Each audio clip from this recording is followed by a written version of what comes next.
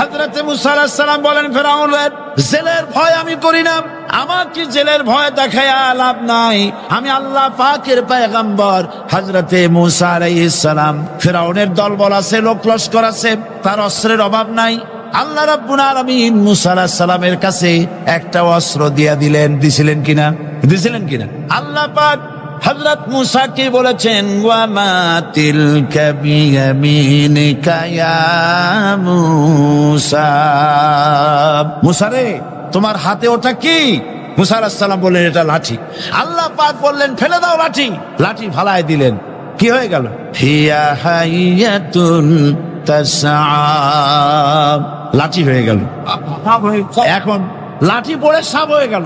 সাপ দেখে নবী ওলি হোক, সাহাবী হোক আর আলেম হোক, সাপ দেখলে ভয় করে না মানুষের? মুসা আলাইহিস সালাম ভয় পেয়েছে।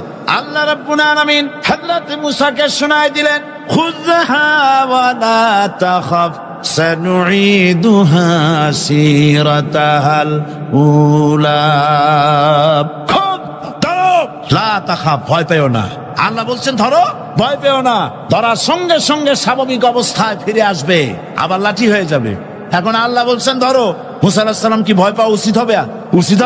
মুসা আলাইহিস সালাম কি ভয় পাইছিলেন? কারণ হচ্ছে এই দুশমনের শক্তিটা খুব বড়ই দেখা যায়, মনে হয় যেন অনেক বড় কি জানি কি। আল্লাহ পাক বলছেন, ইন্না কাইদাশ শায়তানে কানা দাঈফা, শয়তানের চক্রান্ত যতই তুমি মনে করো অনেক ষড়যন্ত্রের জাল বিস্তার হয়ে আছে, আল্লাহ কয় কিছুই না, দাঈফা, অত্যন্ত দুর্বল। আল্লাহ পাক বললেন ধরো। মুসা আলাইহিস সালাম সাপ ধরলেন, সঙ্গে সঙ্গে লাঠি হয়ে গেল। ফেরাউন বরদাস্ত করলো না, রাষ্ট্রশক্তির পক্ষ থেকে আক্রমণ শুরু হলো। অপরাধ কি? মুসা আলাইহিস সালামের অপরাধ কি অপরাধ? মাশাআল্লাহ, বুঝতে পেরেছেন। অপরাধ হচ্ছে তিনি বলেছেন লা ইলাহা, জোরে বলেন লা ইলাহা ইল্লাল্লাহ। তো আমি বলবো, আল্লাহ রাব্বুল আলামিন কোরআনে কারীমের মধ্যে বলেছেন, আল্লাহু লা ইলাহা ইল্লা হুয়াল হাইয়ুল কাইয়্যুম। কোন সূরা আছে? কোন আয়াতে? আয়াতুল কুরসি। পড়তে ইচ্ছা করে না? পড়েন আমার সাথে, আল্লাহু লা ইলাহা ইল্লা হুয়াল হাইয়ুল কাইয়্যুম। আল্লাহ হচ্ছেন তিনি, যিনি ছাড়া কোনো উপাস্য নাই, কোনো ইলাহা নাই, কোনো মাবুদ নাই, যিনি ছাড়া আর কোনো ইবাদতের মালিক নাই, আর যিনি হচ্ছেন সদা জাগ্রত চিরঞ্জীব, সার্বভৌমত্বের একচ্ছত্র মালিক, যিনি সদা জাগ্রত চিরঞ্জীব, তিনি হচ্ছেন আল্লাহ। এখন কেউ যদি বলেন আল্লাহ অক্ষর কি, এক একটা অক্ষর বাদ দিয়া আল্লাহরে চিনায় দেন, তাও চিনানো যাবে। আল্লাহর প্রথম অক্ষর যদি বাদ দেন, কি থাকবে? কোরআনে কারীম বলছে তা দিয়েও বোঝা যাবে। লিল্লাহি মা ফিস সামাওয়াতি ওয়া মা ফিল আরদ, আল্লাহ হচ্ছেন তিনি যার জন্য আকাশ আর জমিন, আকাশ এবং জমিনের একচ্ছত্র মালিক। এর মাঝখানে যা কিছু আছে সব কিছুর মালিকানা যার হাতের মুঠায়, তিনি আমার আল্লাহ। তিনি কে? আল্লাহ। এরপরে যদি বলেন আর একটা লাম ছেড়ে দেন, আলিফ সাল্লাম, একটা লাম ছেড়ে দিলাম, তাহলে কি থাকলো? লাহ থাকলো, দুইটা অক্ষর থাকলো লাহু। এই লাহু দিয়েও আল্লাহ রাব্বুল আলামিনের সিফাতকে, তার গুণকে বোঝা যাবে। লাহু মাকালিদুস সামাওয়াতি ওয়াল আরদ, আল্লাহ পাক বলেন আসমান এবং জমিনের রিজকের চাবিকাঠি আল্লাহ পাকের হাতে, যাকে খুশি তিনি পর্যাপ্ত রিজেক দান করেন। কেউ যদি বলেন লামটাও ভালায় দেন, লামটাও ছেড়ে দেন, দিলাম লাম একটা ছেড়ে, থাকলো কি? একটা অক্ষর থাকলো হু। এই হু দিয়ে আমার আল্লাহরে চেনা যাবে। ওয়া হুয়াল গফুরুল ওয়াদুদুল আরশিল মাজিদ ফাআলুল লিমা ইউরিদ। আমার আল্লাহ হচ্ছেন তিনি, যিনি ক্ষমাশীল, যিনি দয়াবান, যিনি বান্দাকে মহব্বত করেন, যিনি হচ্ছেন আরশে আজিমের মালিক, যা তিনি হচ্ছেন সেই মহান সত্তা যিনি যা খুশি তাই করতে পারেন। সুতরাং আল্লাহ হচ্ছেন এমন এক লফজ, এমন এক নাম, এমন এক ইসমে জাত যার কোনো বিকল্প নাই, যা অনুবাদ করে আল্লাহকে স্রষ্টা বললে এটা সারবে না, সৃষ্টিকর্তা বললে সারবে না। আল্লাহ পাকের নামের বিরাট বিশাল ব্যাপক অর্থ রয়েছে। সুতরাং আল্লাহকে আল্লাহই বলতে হবে। আল্লাহকে কি বলতে হবে? আল্লাহ আল্লাহ আল্লাহ। কত মজাই নামে, সুবহানাল্লাহ ওয়া বিহামদিহি, কত মজাই নামে। আল্লাহ রাব্বুল আলামিন বলেন, আমরা শুরু করছি সূরা ফাতিহা। অভিনন্দন পত্র দিচ্ছি, কারে দিচ্ছি? আল্লাহ পাককে দিচ্ছি। সেখানেও ভাষা দিয়ে রব্বুল আলামিন বলেন, প্রশংসা করো আলহামদুলিল্লাহি রাব্বিল আলামিন। সমস্ত প্রশংসা আল্লাহ পাকের, যিনি হচ্ছেন রব, যিনি কি রব।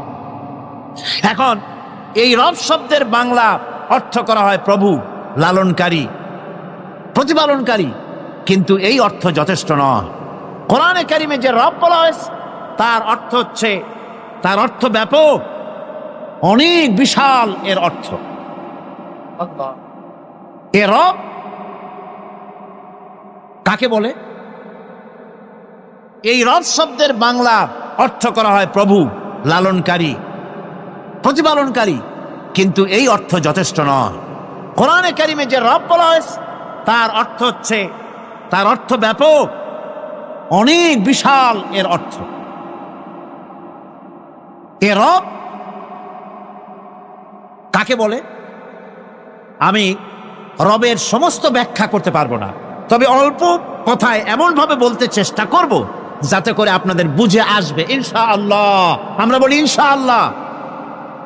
এখন আপনারা যদি আমাকে প্রশ্ন করেন যে অত কথা বুঝি না, এক লাইনে এক বাক্যে বুঝায় দেন রব কাকে বলে, তাহলে আমি কথাটা এইভাবে বলবো, যাহার যখন যে জিনিসের যতটুকুন প্রয়োজন তাহাকে তখন সেই জিনিস ফরিয়াদ করার আগে যিনি পৌঁছে দেন তার নাম হচ্ছে রব। এ রব হচ্ছে তার মধ্যে রুবুবিয়তের সম্পূর্ণ কোয়ালিটিতে ভর্তি। আল্লাহ পাকের মধ্যে রুবুবিয়তের কোয়ালিটি।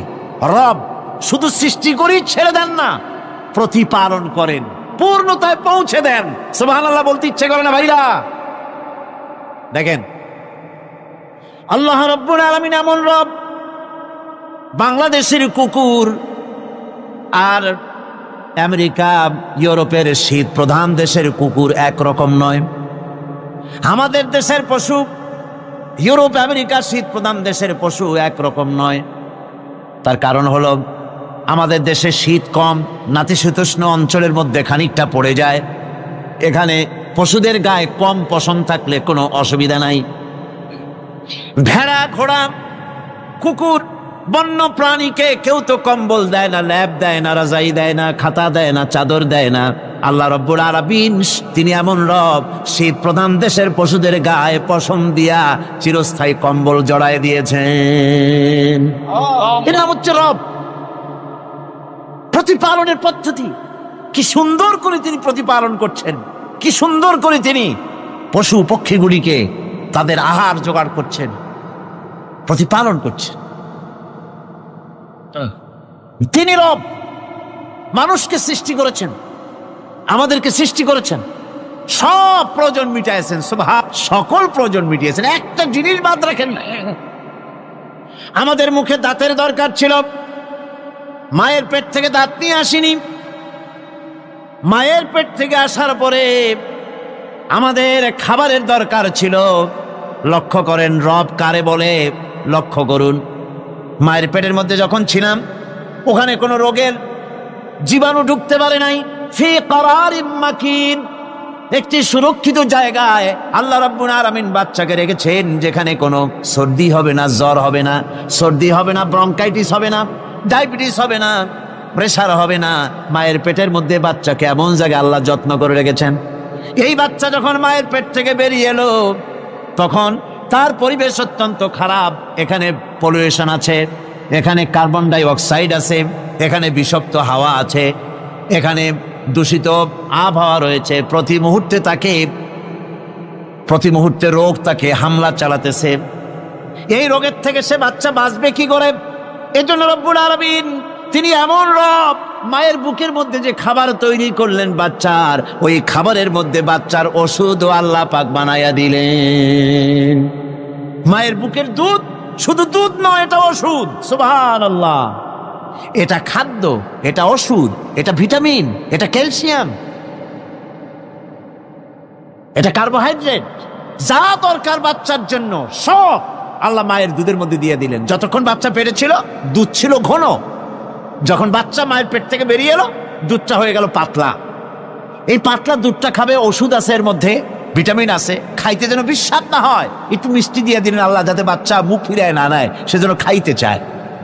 তারপরে যখন বাচ্চার হাড্ডি খেতে হবে, মাছ খেতে হবে, গোশত খেতে হবে, দুধের আর দরকার নাই। তার শরীরের ভিতরে রেজিস্ট্যান্স, রোগ প্রতিরোধক শক্তি তৈরি হয়েছে, এখন আরো ভালো খাবার দরকার। আল্লাহ রাব্বুল আলামিন মায়ের দুধকে শুকায় দিলেন, চুষলো আর পাওয়া যাবে না, দুধ শুকায় গেছে, এখন বাইরের খাবার খেতে হবে। আসছিল যখন বুকে দাঁত ছিল না, বাইরে যখন এলো দাঁতের যখন দরকার হলো, কোন আল্লাহর বান্দা কি আল্লাহর কাছে দরখাস্ত করেছেন যে আল্লাহ আমার কয়েকখান দাঁত দাও, দাঁত ছাড়া আমি চাবাই কেমন? এই সবগুলি দাঁত কে সেট করে দিলেন? রব্বুল আলামিন দাঁতগুলিকে সেট করে দিলেন, মুখের মধ্যে দাঁত এসে গেল। আল্লাহ রব্বুল আলামিন শরীরটাকে সাজিয়ে গুছিয়ে, হিউম্যান বায়োলজি যাকে বলা হয়, এই শরীরকে যে সুন্দর করে আল্লাহ পাক তৈরি করলেন বলে শেষ করা যাবে না, কত সুন্দর করে আল্লাহ পাক বানিয়েছেন। আপনার মাথার ভিতরে সেল তৈরি করা হলো, ব্রেন তৈরি করা হলো। এই ব্রেনটা শুকনা জায়গায় রাখা হয় নাই। শুকনা জায়গার মধ্যে ব্রেনটা যদি থাকতো, নড়াচড়া করে আপনার ব্রেনের যে টেকনোলজি আল্লাহ পাক ইউজ করেছেন সেটা অসুবিধাগ্রস্ত হতো। এই জন্য ক্রিম যেভাবে পানির মধ্যে ভাসা থাকে, পানির মধ্যে ভাসমান ক্রিম মাখন যেভাবে রাখা হয়, সামান্য পানির মতো করে এর ভিতরে ব্রেনটাকে রাখা হয়েছে। এই ব্রেনের ভিতরে, ব্রেন হচ্ছে পৃথিবীতে কম্পিউটার, আজকের পৃথিবীর শ্রেষ্ঠ আবিষ্কার। কিন্তু মানুষের মাথায় যে কম্পিউটার আল্লাহ পাক দান করেছেন, এই কম্পিউটারের সামনে দুনিয়ার কম্পিউটার এতিম। এবার লন্ডন গিয়েছিলাম, প্রত্যেক বছর 1.5 মাস 2 মাস সময় পাই, কিন্তু আপনারা দোয়া করেছেন এখন পার্লামেন্টে সময় দিতে হয় বেশি, বিদেশের সফর কমে গিয়েছে। 10 দিনের জন্য গিয়েছিলাম, ওরা আমাকে একটা ডায়েরি দিল। সেই ডায়েরিটার ভিতরে ডিজিটাল ডায়েরি, এই ডায়েরির মধ্যে তারা বলল যে এরকম, এই যে কাগজটা আপনারা দেখতে পাচ্ছেন, এই রকমের কাগজের 10 লক্ষ পাতা লিখতে যত কাগজ লাগে, এরকমের 10 লক্ষ পাতার লেখা ছোট্ট এই ডায়েরিটার মধ্যে ঢুকাই দেওয়া যায়। 10,000 টেলিফোন নাম্বারের মেমোরিতে তুলে দেওয়া যায়। এটা হচ্ছে লেটেস্ট আবিষ্কার। কিন্তু আল্লাহ পাক মানুষের যে ব্রেনটা তৈরি করলেন, পৃথিবীতে যা আছে এ সব কিছু একটা মানুষের ব্রেনের মধ্যে, সমস্ত তথ্য, সমস্ত ফ্যাক্টস মানুষের মেমোরির ভিতরে ঢুকাবার পরেও আরো লক্ষ লক্ষ জায়গা বাকি থেকে যাবে, শূন্য থেকে যাবে, যা পূরণ হওয়ার নয়। এত বিশাল মেমোরি আল্লাহ পাক তার মানুষের মাথার মধ্যে তৈরি করে দিয়েছেন। সুবহানাল্লাহ বিহামদি। দেখুন অবস্থাটা কি। আল্লাহ তার মানুষকে কিভাবে, রব কাকে বলে, রব কারে বলে, সুবহানাল্লাহ বিহামদি। চোখের সামনে রাস্তা দিয়ে চলতে গিয়ে চোখের সামনে সাপ দেখলেন, চোখ দেখার কাজ করেছে। চোখ কি করেছে? দেখার কাজ করেছে। এখন কি করবেন? চোখ কিন্তু দেখে বসে থাকে নাই, চোখ দেখা মাত্রই ট্রান্সমিট করেছে ব্রেনকে। ব্রেন সাথে সাথে অ্যাকশন নিতে বলেছে হাতকে আর পাওকে। হাতে লাঠি থাকলে পিটাও, লাঠি না থাকলে পাকে বলেছে দৌড় মারো। এই যে সাপ দেখলো, চোখ এটাকে পাঠাই দিল ব্রেনকে, ব্রেন পাঠাই দিল অ্যাকশনে হাতে আর পায়ে। এতে কিন্তু 1 সেকেন্ড সময় লাগে নাই, 1 সেকেন্ডের কয়েক লক্ষ ভাগের 1 ভাগের ভিতরেই মানুষ অ্যাকশনে এসে গিয়েছে। সুবহানাল্লাহ। এর নাম হচ্ছে রব। এর নাম কি? রব। তার অফুরন্ত সৃষ্টি। মানুষের হার্ট তৈরি করেছেন, চোখ তৈরি করেছেন। চোখে কিন্তু আমরা নেগেটিভ দেখি। চোখে আমরা কি দেখি? নেগেটিভ দেখি। এই নেগেটিভটা চোখ ক্যাচ করে ব্রেনের ভিতর থেকে পজিটিভ হয়ে কে বের করে দেয়? সুবহানাল্লাহ বিহামদি। কানে অসংখ্য শব্দ শুনি, কিন্তু কোনো শব্দ তো জড়ায় যায় না। অসংখ্য শব্দ আমরা শুনি, যেমন রেডিও। রেডিও ঘুরাচ্ছেন, 9 ব্যান্ড রেডিও অথবা এর থেকেও বেশি ব্যান্ডওয়ালা রেডিও, আপনি যখন ঘুরাচ্ছেন কোনো সেন্টার ধরার জন্য, অনেক সময় 4-5টা সেন্টার জড়ায় যায় না? জড়ায় কিনা? 4-5টা সেন্টার জড়ায় যায়, সর্বনাশ হয়ে যায়, কোনটা থেকে কোনটা শুনবেন। তো এইরকম করে আপনার কানের ভিতরে শব্দগুলি সব জড়াইয়া পাকাইয়া আপনার কানের মধ্যে একটা বিশ্রী আওয়াজ সৃষ্টি করে দিতে পারত। কে স্তরে স্তরে শব্দগুলিকে শোনার ব্যবস্থা করেছে? আপনার জিহ্বার ভিতরে হাজারো রকমের স্বাদ গ্রহণ করার জন্য একটা জিহ্বায় এতগুলি টেস্ট নেওয়ার ক্ষমতা কে তৈরি করে দিলেন? আল্লাহ রাব্বুল আলামিন সুবহানাল্লাহি বিহামদি। তিনি হচ্ছেন রব, যিনি মানুষের প্রতিপালন সৃষ্টি করেন এবং প্রতিপালন করেন, এমনি এমনি ছেড়ে দেন না। এরপরে মানুষের সব প্রয়োজন তিনি মিটিয়েছেন।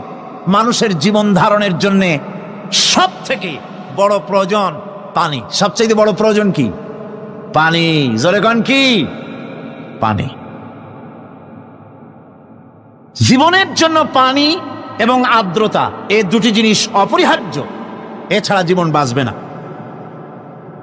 আমরা দেখতে পাই সমুদ্র ভরা পানি মজুদ আছে, লক্ষ্য করেন, সমুদ্র ভরা পানি মজুদ আছে, নদী খাল বিল ভরা পানি মজুদ আছে, কিন্তু এটাই তো যথেষ্ট নয়। রব হচ্ছেন তিনি যিনি এই বিশাল বিশাল পানির মজুদ থেকে বাতাসকে যিনি বলেন, যিনি প্রতিনিয়ত বাষ্পীয় আকারে পানিগুলিকে সমুদ্র থেকে উত্থিত করেন, পানিগুলিকে উত্থিত করেন মহাকাশে। আল্লাহ পাক বলেন, আল্লাহুল্লাযী আরসালার রিয়াহা ফাতুসিরু সাহাবা।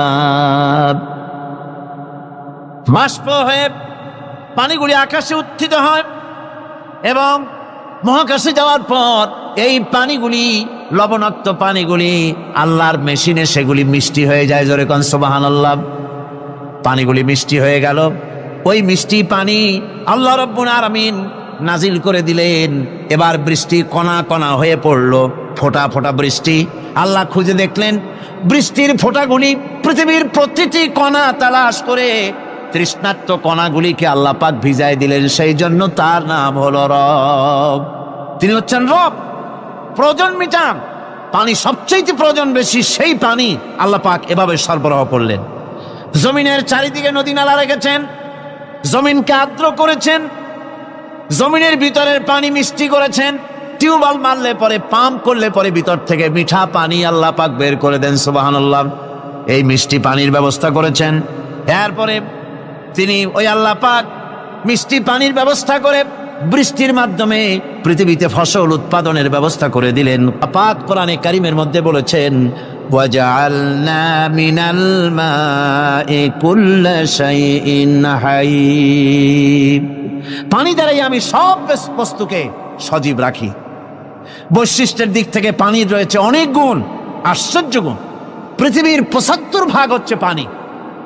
আকাশ থেকে অর্থাৎ চাঁদ থেকে যখন চাঁদে ভ্রমণকারীরা যখন ছবি তুলেছে, তো সেই ছবিতে ব্লু রং এসেছে বেশি, সবুজ এসেছে কম। সবুজ হলো গাছপালা, আর ব্লু হচ্ছে পানি। সমুদ্রের পানির রং হচ্ছে নীল। মানুষের শরীরের ভিতরে 60% পানি, গাছের মধ্যে রয়েছে পানি। পানি ছাড়া পৃথিবীর বাঁচার কোনো পথ নাই। আবার দেখেন, প্রচন্ড শীতের কারণে, ঠান্ডার কারণে যেসব এলাকায় তাপমাত্রা হিমাঙ্কের নিচে এসে যায়, সেই সব দেশে সমুদ্রের পানি আর দরিয়ার পানিগুলি বরফ হয়ে যায়।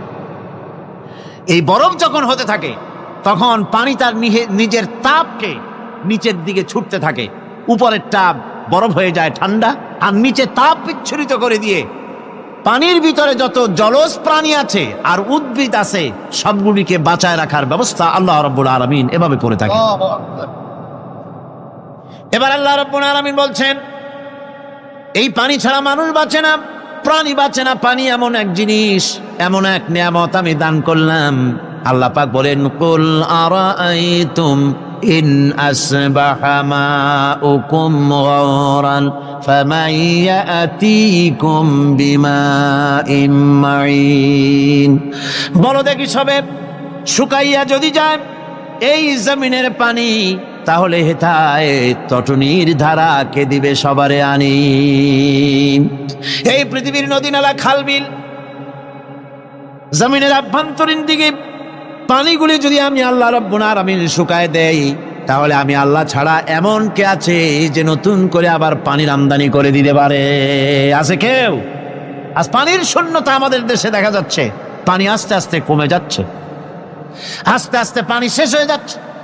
কি কারণে শেষ হচ্ছে এবং কি হলে পানি পাওয়া যাবে পরে বলা যাবে ইনশাআল্লাহ। তো জীবন ধারণের জন্য যেমন পানির প্রয়োজন, জীবন ধারণের জন্য তেমন বাতাসেরও প্রয়োজন। পানি ছাড়া তো কিছু সময় চলতে পারে, পানি এবং খাদ্য ছাড়া কিছু সময় চলতে পারে, কিন্তু বাতাস ছাড়া তো এক মুহূর্ত চলে না, ঠিক কিনা? বুঝেন কিনা কথা? বাতাস ছাড়া এক মুহূর্ত চলতে পারে না। অথচ আল্লাহ রাব্বুল আলামিন এই বাতাস দিয়ে গোটা আকাশকে, শূন্য জায়গাগুলি বাতাস দিয়ে ভরে রেখেছেন, যাতে করে কারো বাতাসের কোনো অসুবিধা না হয়, শ্বাস করতে কোনো কষ্ট না হয়। প্রাণী জগৎকে বাতাস দিয়ে বাঁচিয়ে রাখার জন্য আল্লাহ পাক মহাশূন্যকে এভাবে সব এলাকা বাতাস দিয়ে ভরে রেখেছেন। এই জন্য তার নাম হচ্ছে রব। এটাই হচ্ছে রুবুবিয়তের নমুনা। আমার ভাইয়েরা, আল্লাহ রাব্বুল আলামিন পানি দিলেন, বাতাস দিলেন, খাদ্যের ব্যবস্থা করে দিলেন। শস্য শ্যামল এলাকায় আল্লাহ পাক সব জায়গাগুলিতে শস্য শ্যামল হোক অথবা উষর ধূসর মরুভূমি হোক, সারা পৃথিবী জুড়ে আল্লাহ রাব্বুল আলামিন খাবারের দস্তরখান বিছায় রেখেছেন। ওয়ামা মিন দাব্বাতিন ফিল আরদি ইল্লা আলাল্লাহি রিজকুহা। এই পৃথিবীর বুকে এমন কোন বিচরণশীল জীব নাই যেই জীবের রিজকের দায়িত্ব আমি আল্লাহ আমার নিজ হাতে গ্রহণ করি নাই। জোরে বলেন সুবহানাল্লাহ। সব রিজেক আমি ছড়াই রেখেছি বিশ্বজুড়ে সর্বত্র। আল্লাহ পাক বলছেন, ফালইয়ানজুরিল ইনসানু ইলা তাআমিহি আন্না সাবাবনাল মাআ সাব্বা সুম্মা শাকাকনাল আরদা শাক্কা ফাআমবাতনা ফিহা হাব্বা। আল্লাহ পাক বলছেন, মানুষের উচিত নিজ খাদ্যাদির দিকে লক্ষ্য করা, নিজের খাদ্যের দিকে লক্ষ্য করা। যেহেতু এই খাদ্য প্রতিদিন তার সামনে আসে, এদিকে তার লক্ষ্য করা উচিত। আমি প্রথমে জমিনের উপরে পানি বর্ষণ করি, পরে জমিনকে দীর্ণ বিদীর্ণ করি, এরপরে জমিনের ভিতরে উর্বরা শক্তি আমি দান করি। কে বলতেছেন এ কথা? আল্লাহ পাক বলছেন। এরপরে আমি নানান জাতের ফসল ফলন তোমাদের জন্য আমি দান করে দেই। খাদ্যের দিকে নজর করতেই জন্য আল্লাহ পাক বলেছেন, মানুষ চতুর্দিক থেকে তো চোখ ফিরাতে পারে, মুখ ফিরাতে পারে, কিন্তু খাদ্যের দিকে তার নজর করতেই হয়। সকালে, দুপুরে, বিকালে, রাত্রে সব সময় তার সামনে খাবার আছে। আল্লাহ পাক বলেন, খাবারের দিকে একটু নজর করো, কেমন ভাবে কি সুন্দর করে খাবারগুলি তৈরি করে দিয়েছি, শুরু কিভাবে হলো, পরিপক্ক কিভাবে হলো, সেদিকে তোমরা লক্ষ্য করো। সে লক্ষ্য তো করা নাই, সমানে খায়, বিসমিল্লাহ বলে না, আলহামদুলিল্লাহ বলে না, পাইকারি দরে খাইতেই থাকে। আল্লাহ পাক বলছেন, খাদ্যাদির দিকে লক্ষ্য করো। এই যে চাউল তোমরা খাচ্ছ, আটা খাচ্ছ, গম খাচ্ছ, মাছ খাচ্ছ, গোশ খাচ্ছ, তাম পৃথিবীর সমস্ত বিজ্ঞানীরা একত্রিত হয়ে একটা চাউল বানাইতে পারবে? জোরে কোন পারবে? না পারবে। পারবে? প্লাস্টিকের চাউল খাবে আর কলেরা হয়ে মরবে। পৃথিবীর সমস্ত বিজ্ঞানীরা একত্রিত হয়ে একটি চাউল বানাতে পারবে না, একটা ডিম বানাতে পারবে না। পারবে একটা ডিম বানাতে? পারবে না। বিজ্ঞানীদের প্রশংসা আমরা করি, হ্যাঁ করি, বিজ্ঞানীরা অনেক কিছু বিশ্বকে উপহার দিয়েছে, কিন্তু মূল রবের কাছে আমরা যাই না, তাকে চিনতেও পারি না, সেখানে যাই না। বিজ্ঞানীরা কি করেছে? আল্লাহর বানানো জিনিসগুলি তারা ডিজাইন করেছে। ডিজাইন করতে তো নিষেধ নাই, আর ডিজাইন করাই যায়, সৃষ্টি করতে পারে না। বিজ্ঞানীরা সৃষ্টি করে নাই, ডিজাইন করেছে। কিরকম? আল্লাহ পাক চাউল তৈরি করেছেন। চাউল তৈরি করেছে কে? বলেন না সবাই।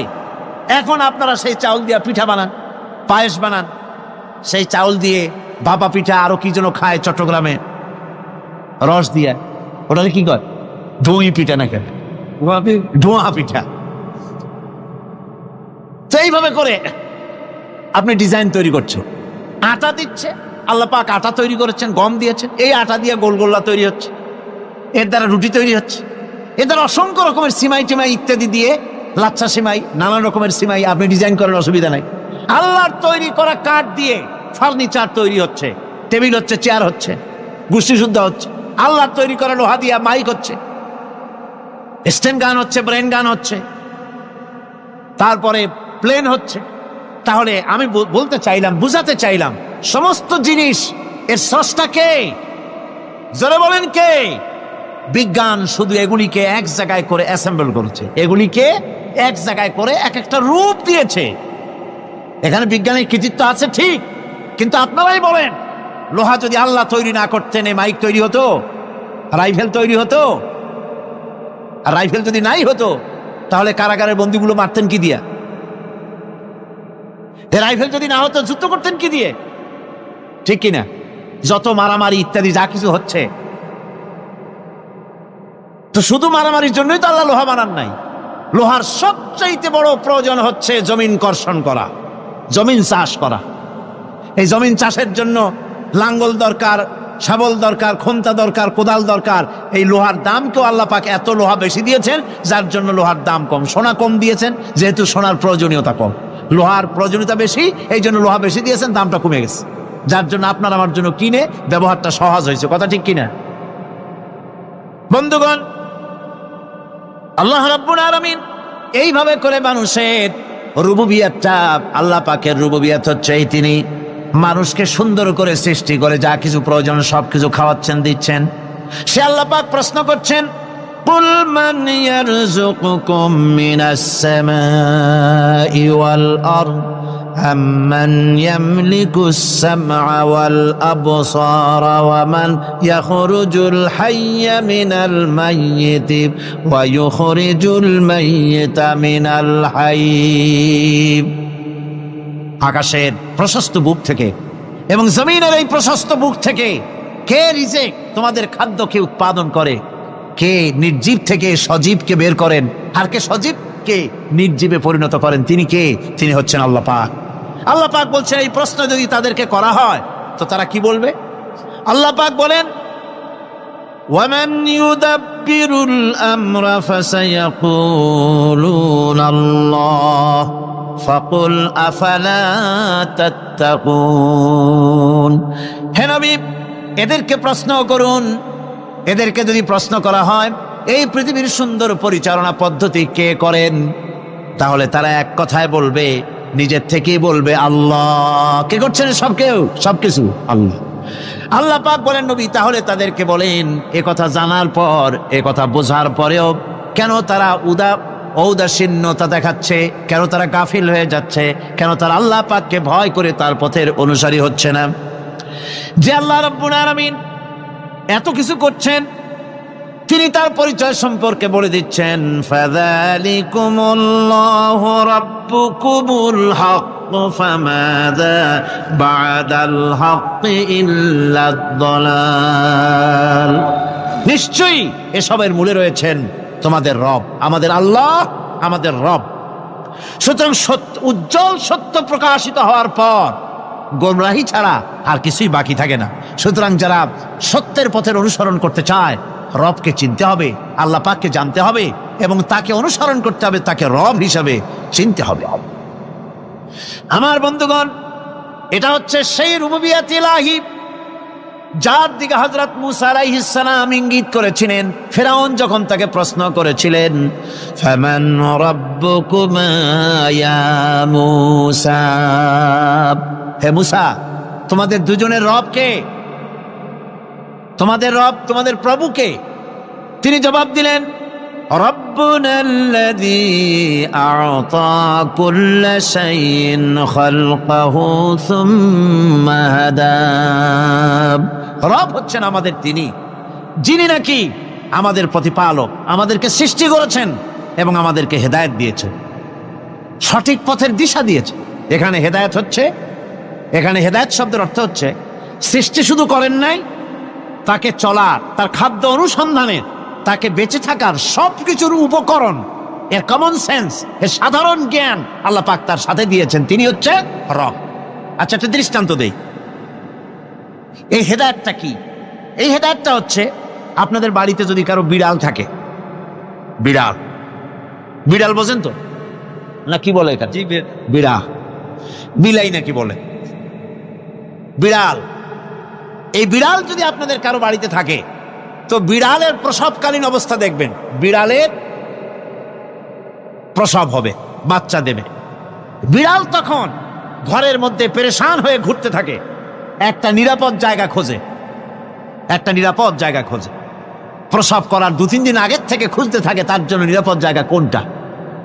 এরপরে খুঁজতে খুঁজতে প্রসবের দিন সে সত্যিকারের ঘরের মধ্যে সবচাইতে কোনা কানা জায়গা যেটা, সেই রকমের একটা নিরাপদ জায়গা সে বেছে নিল। এরপরে বাচ্চা হলো।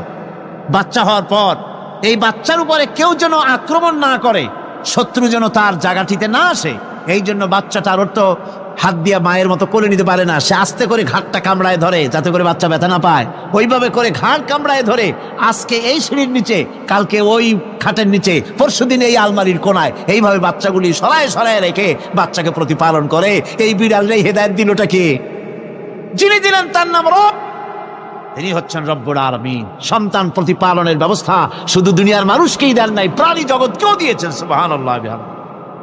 বলেন বলেন, মুরগির বাচ্চা হলো, ডিমের থেকে বাচ্চা বেরোলো, এই বাচ্চাগুলি হয়েছে গতকাল, আজকে বাচ্চাগুলি আদার খাচ্ছে মায়ের সাথে, হঠাৎ করে একটা চিল এলো আর ওর মা একটা সিগন্যাল মারলো, সাথে সাথে বাচ্চাগুলি দৌড়াইয়া এমন পলান দিল, আপনি তো ভালো একাদশীর বাপেও তালাশ করে পাবে না যে মুরগির বাচ্চা পলাইল কই।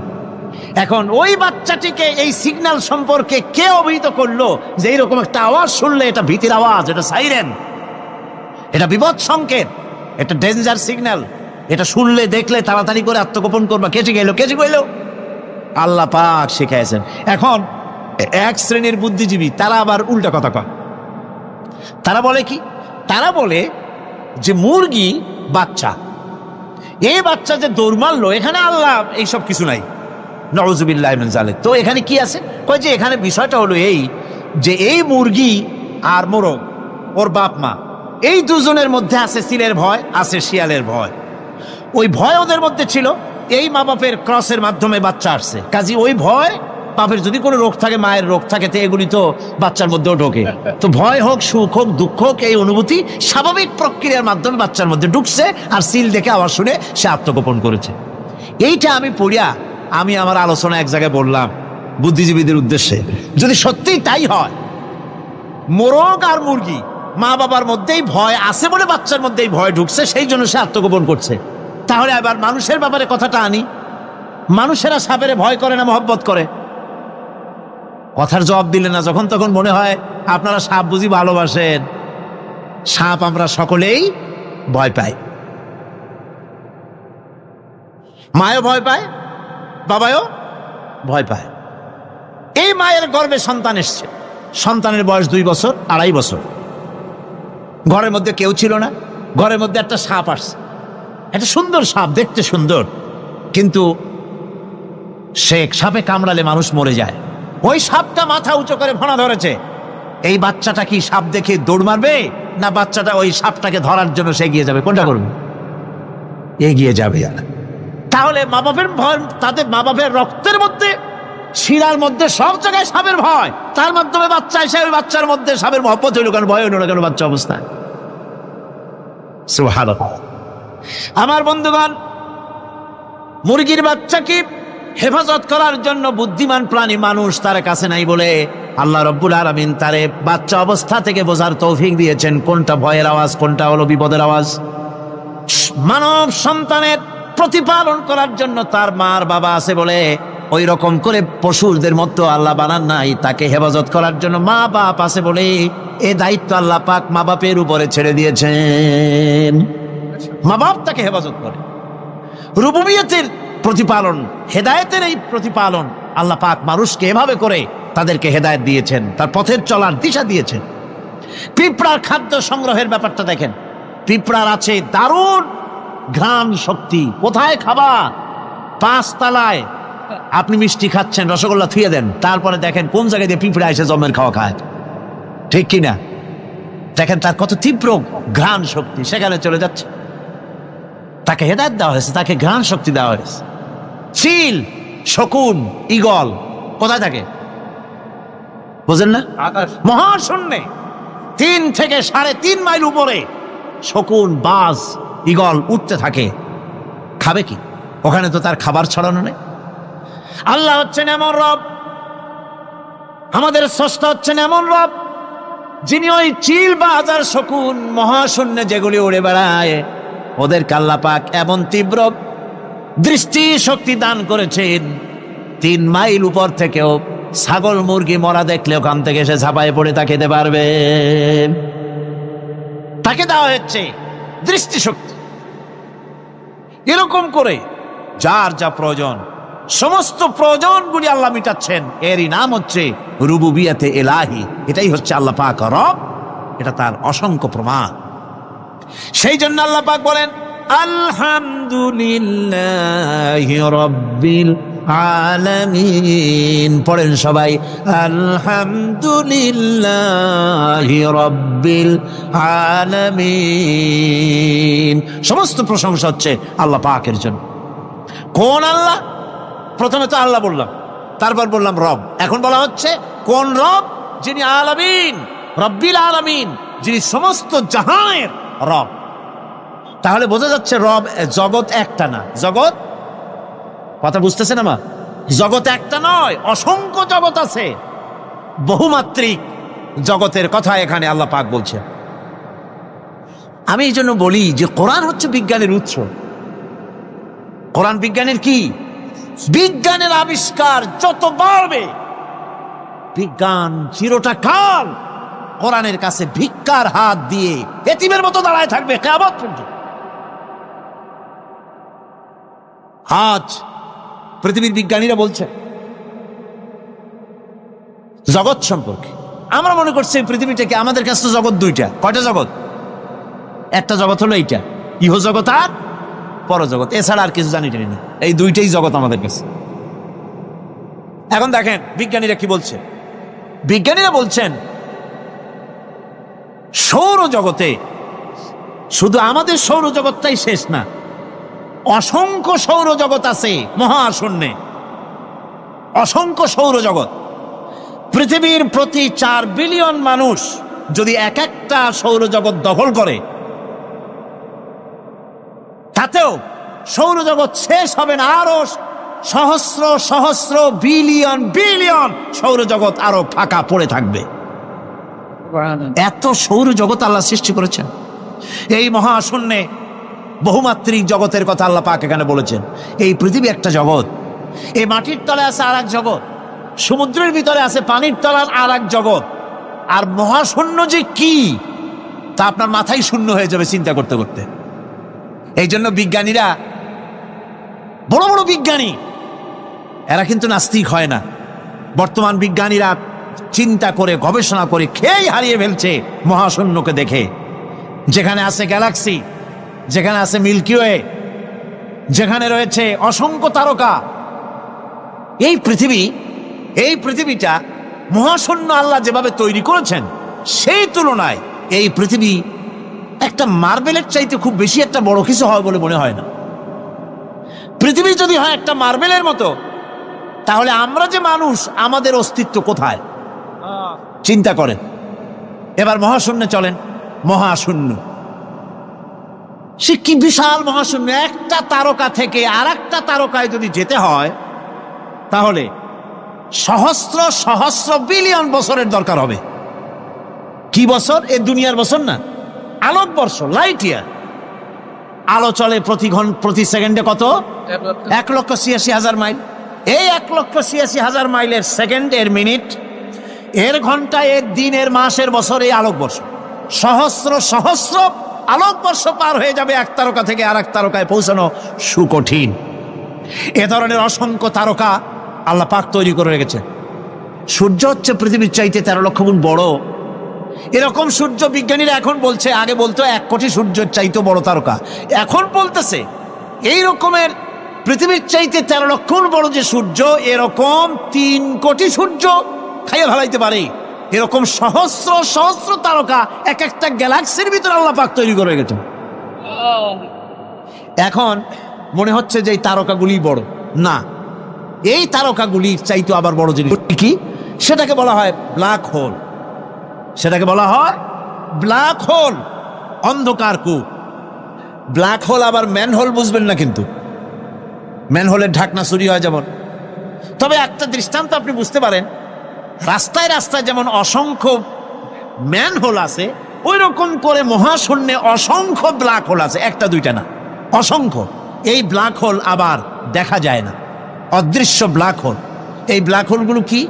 এগুলি কোরআনে কারীমের মধ্যে আল্লাহ পাক বলেছেন, ফালা উকসিমু বিমাওয়াকিন নুজুম, ফালা উকসিমু বিমাওয়াকিন নুজুম, শপথ সেই পতনের স্থানের যেখানে নক্ষত্র সমূহ ধ্বংস হয়ে যায়, ধ্বংসপ্রাপ্ত হয়, কসম সেই স্থান সময়ের। সুবহানাল্লাহ। এই অন্ধকার কূপের, এই অন্ধকূপের কসম করছেন আল্লাহ পাক। সে অন্ধকূপটা কি? সেই ব্ল্যাক হোলটা কি? সেই ব্ল্যাক হোল হচ্ছে ওই যে তারকার কথা বললাম, যে সূর্য খাইতে পারে, 3 কোটি সূর্য খাইতে পারে, এই রকমের তারকাগুলি ঘুরতে ঘুরতে কোনো এক কারণে যখন সে ব্ল্যাক হোলের রেঞ্জের মধ্যে এসে যায়, তখন ব্ল্যাক হোল ওকে এমন ভাবে চুষে হজম করে ফেলে যেমন বাচ্চা চকলেট চুষা খাইয়া ফেলায়। এইরকম ব্ল্যাক হোলগুলি অত বড় তারকাগুলি খাইয়া চুষা শেষ করে ফেলে দেয়। সুবহানাল্লাহি বিহামদিহি। বিজ্ঞানীরা বলেছেন, আমাদের এই পৃথিবীটা, আল্লাহ না করুন কখনো, আমাদের এই পৃথিবীটা যদি কোনো ব্ল্যাক হোলের আওতায় পড়ে, ওর রেঞ্জে আসে, তাহলে মাত্র 2 সেন্টিমিটারের মধ্যে পৃথিবীটা তার ঘনত্ব লাভ করে ব্ল্যাক হোলের মধ্যে অদৃশ্য হয়ে যাবে, হারায় যাবে, অস্তিত্ব থাকবে না। আল্লাহ পাক, আশ্চর্য লাগে আমার, বিজ্ঞানের বইপত্র যখন পড়ি আমার কাছে আশ্চর্য লাগে। 1400 বছর আগে নবী কোনো বিজ্ঞানাগারে পড়াশোনা করেন নাই, কোন সায়েন্স নিয়ে রিসার্চ করেন নাই। সেই নবীর মুখ থেকে এমন বিজ্ঞানময় কোরআন আল্লাহ বের করালেন, যা আজকের পৃথিবীর মডার্ন যুগের বিজ্ঞানীরা কোরআনের কাছে এতিম হয়ে দাঁড়ায় আছে। পৃথিবীর কোন বিজ্ঞানী বলতে পারবে না যে কোরআনে কারিমের অমুক আয়াতটা আনসাইন্টিফিক, এটা হাদিস আমাদের বিজ্ঞানের সাথে মিল খায় না, এমন কথা বলতে পারবে না। বরং কোরআন সার্টিফাই করবে তোমার এই বক্তব্য, তোমার এই থিওরি মোস্ট আনসাইন্টিফিক, কোরআন বলবে। ওরা বলতে পারবে না যে আয়াতটা আনসাইন্টিফিক। সুতরাং কোরআন হচ্ছে মহান বিজ্ঞানময়, কোরআন হচ্ছে আল্লাহ পাকের দেওয়া এক মহান বিধান, যে কোরআনের কারণে আল্লাহ পাক আমাদেরকে হেদায়েত দান করেছেন। সুতরাং এই কোরআন হচ্ছে, কোরআনের মধ্যে যা আছে, গোটা কোরআনে যা আছে সব সূরা ফাতিহায় আছে। সুবহানাল্লাহি বিহামদি।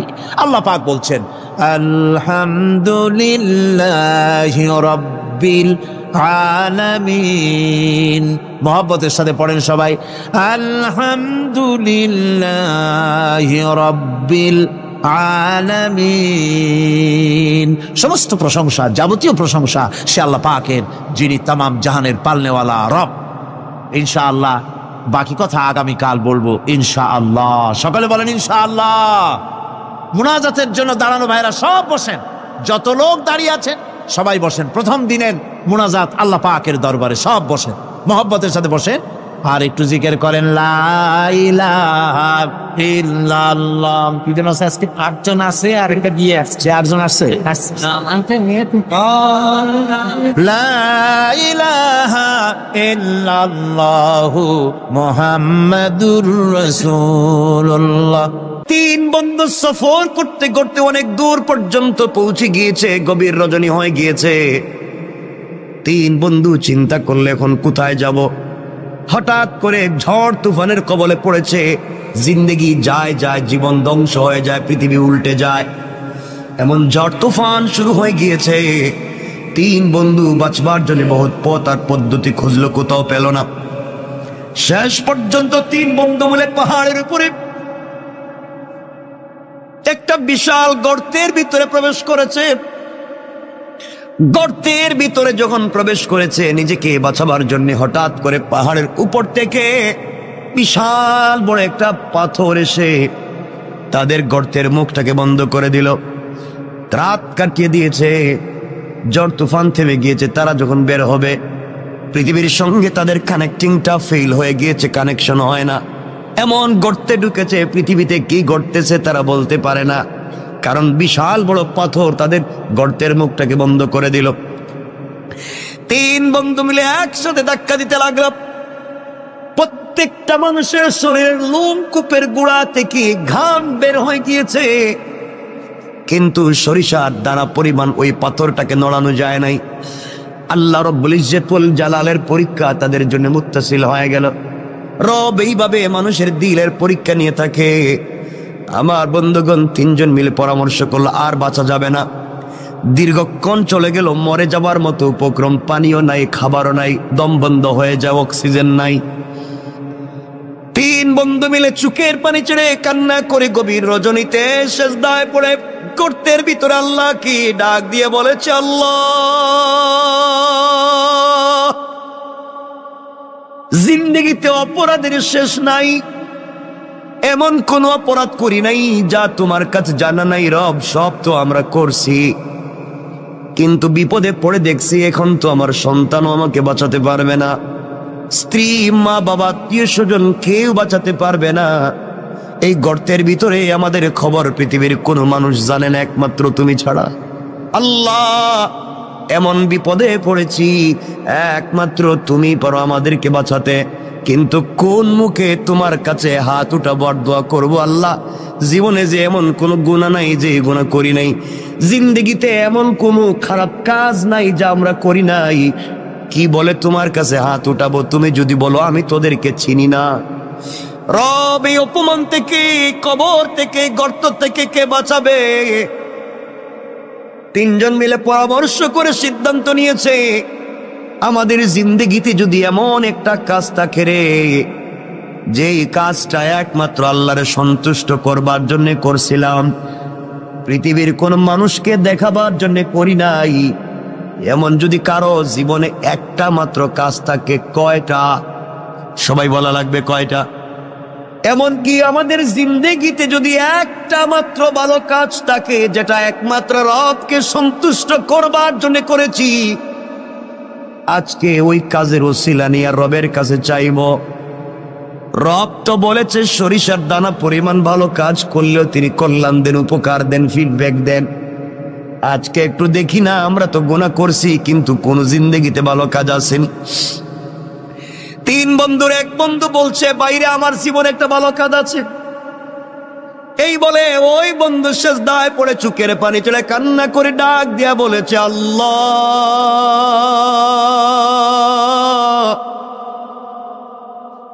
আমার জিন্দেগিতে একটা ভালো কাজের কথা আমার মনে পড়েছে। রব, আমার মন বলছে এই কাজটা একমাত্র তোমার জন্য আমি করছি, পৃথিবীর কেউ আমাকে বাধা দিতে পারবে না।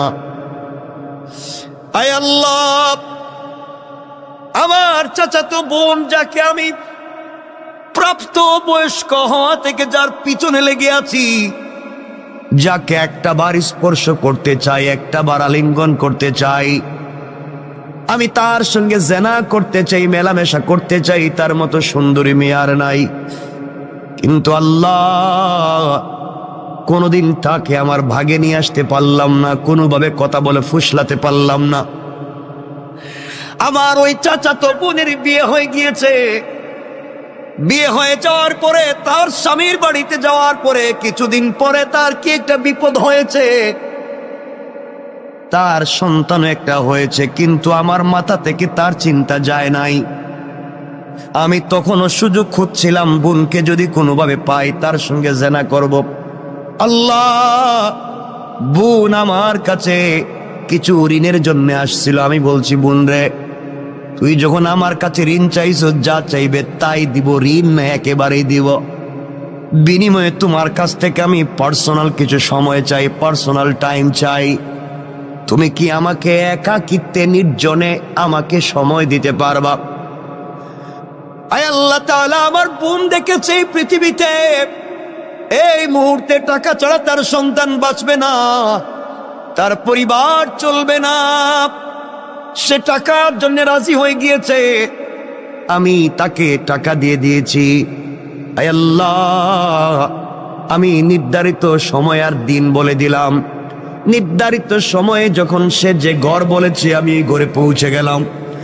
আমি ঘরের ভিতরে গিয়ে দেখি আমার বোন চুকের পানি ছেড়ে ছেড়ে কান্না করে আল্লাহরে বলছে, আল্লাহ, পুরা জিন্দগি সতীত্বের হেফাজত করেছি, পুরা জিন্দগি নিজের চরিত্রের হেফাজত করেছি, আল্লাহ আজ না আমি বড় বিপদগ্রস্ত। আল্লাহ, কিছু ঋণ আনবার কারণে ও আমার সাথে জেনা করতে চায়, কুকর্মগুলাকে দূর করে তোমার দিনের বুঝ দিতে, আল্লাহ তার ভিতরে কি তোমার ভয় ঢুকাইয়া দিতে পারো না? আমি ঘরের ভিতরে গিয়ে আমার বোনের হাত ধরেছি। বোন ডাক দিয়া বলছে, বাইরে তোর ভিতরে কি আল্লাহর ভয় নাই? আল্লাহর কাছে ফিরে যাওয়ার কি তোমার ভয় নাই? রব বলেছে, ওয়াত্তাকু, ভয় করো ওই দিনকে, ইয়াওমান তুরজাউনা ফীহি ইলাল্লাহ, ভয় করো ওই দিনকে যেই দিন আমার কাছে তোমাকে ফিরে আসা লাগবে, ওই দিন তোমার হিসাব তোমাকে দেওয়া লাগবে। ও ভাই, তোর ভিতরে কি ভয় নাই? রব বলে দিয়েছে, ওই দিন যে অপকর্ম করবে, দুনিয়ার জমিনে যে গুনাহ করবে, কিয়ামতের দিনে আল্লাহ তার আমলনামা তার হাতে সোজা সোজা দিবেন না, হাতটাকে বুকের ভিতরে ঢুকাইয়া ভেঙ্গে পিছন দিকে দিবেন। আর ফেরেশতাদেরকে বলবেন, গোলামের হাতে তার কিতাব আমলনামাটা দিয়ে দাও। আল্লাহ বলবেন, ইকরা কিতাবাকা কাফা বিনাফসিকাল ইয়াওমা আলাইকা হাসিবা। বান্দারে, জীবনে যা করছো গোলাম, চলার পথে যা করছে, যে তোমার হাতে ধরাইয়া দিলাম, তুমি পড়ো। এমন সময় ফেরেশতারা বলবে, আল্লাহ ওর মুখটা চোখটা তো সামনের দিকে, ওর হাত যে বুকের ভিতরে ঢুকাইয়া পিছন দিকে বের করলেন, আমলনামা তো পিছনে দিলেন, চেহারা সামন দিকে, আমলনামা পিছন দিকে, ও কেমনে দেখবে? আল্লাহ আমলনামাকে ঘুরাইয়া সামনে নিয়ে আসবো। ও আবার ভাই তুই শুন, আল্লাহ ডাক দিয়া বলবেন, না না, ওর আমলনামার সামনে আনা যাবে না, আমলনামার সামনে দেওয়া যাবে না। ফেরেশতারা বলবে, আল্লাহ তাইলে আমলনামা পড়বে কেমনে? আল্লাহ বলবেন, শোনো ফেরেশতারা, ওর ঘাড়টারে মটকাইয়া দাও, ওর ঘাড়টারে মটকাইয়া পিছন দিকে করে দাও, চিৎকার করে যেন কানতে থাকে, চিৎকার করতে থাকে। ভাইরে, তোর হাতটা বুকের ভিতরে ঢুকাইয়া পিছন দিকে বের করা হবে, এরপরে তোমার ঘাড়কে মটকাইয়া দেওয়া হবে। এরপর আল্লাহ বলবেন, খুযূহু ফাগুল্লুহু সুম্মাল জাহিমা সাল্লু।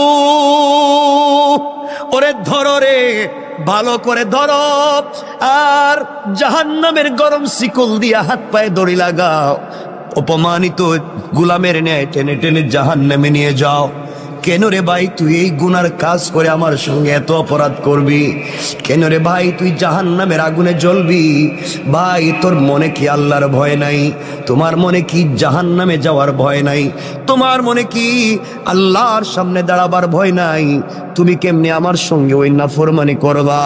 আয় আল্লাহ, আমি তো গিয়েছিলাম জেনা করতে, যাকে আমার জীবন যৌবন দিয়ে স্বপ্নে দেখি, যাকে আমি স্বপ্নে লালন করি, পুরা জিন্দগি থেকে যাক থেকে একটা মিনিট পেতে চাই, পুরা জিন্দগি ভর যাকে নিয়ে স্বপ্ন দেখছি, আমার ওই বোনকে আমার হাতের মুঠোয় পাইছি, শুধু তার হাত স্পর্শ করছি, আমি শুধু তার হাত ধরছি।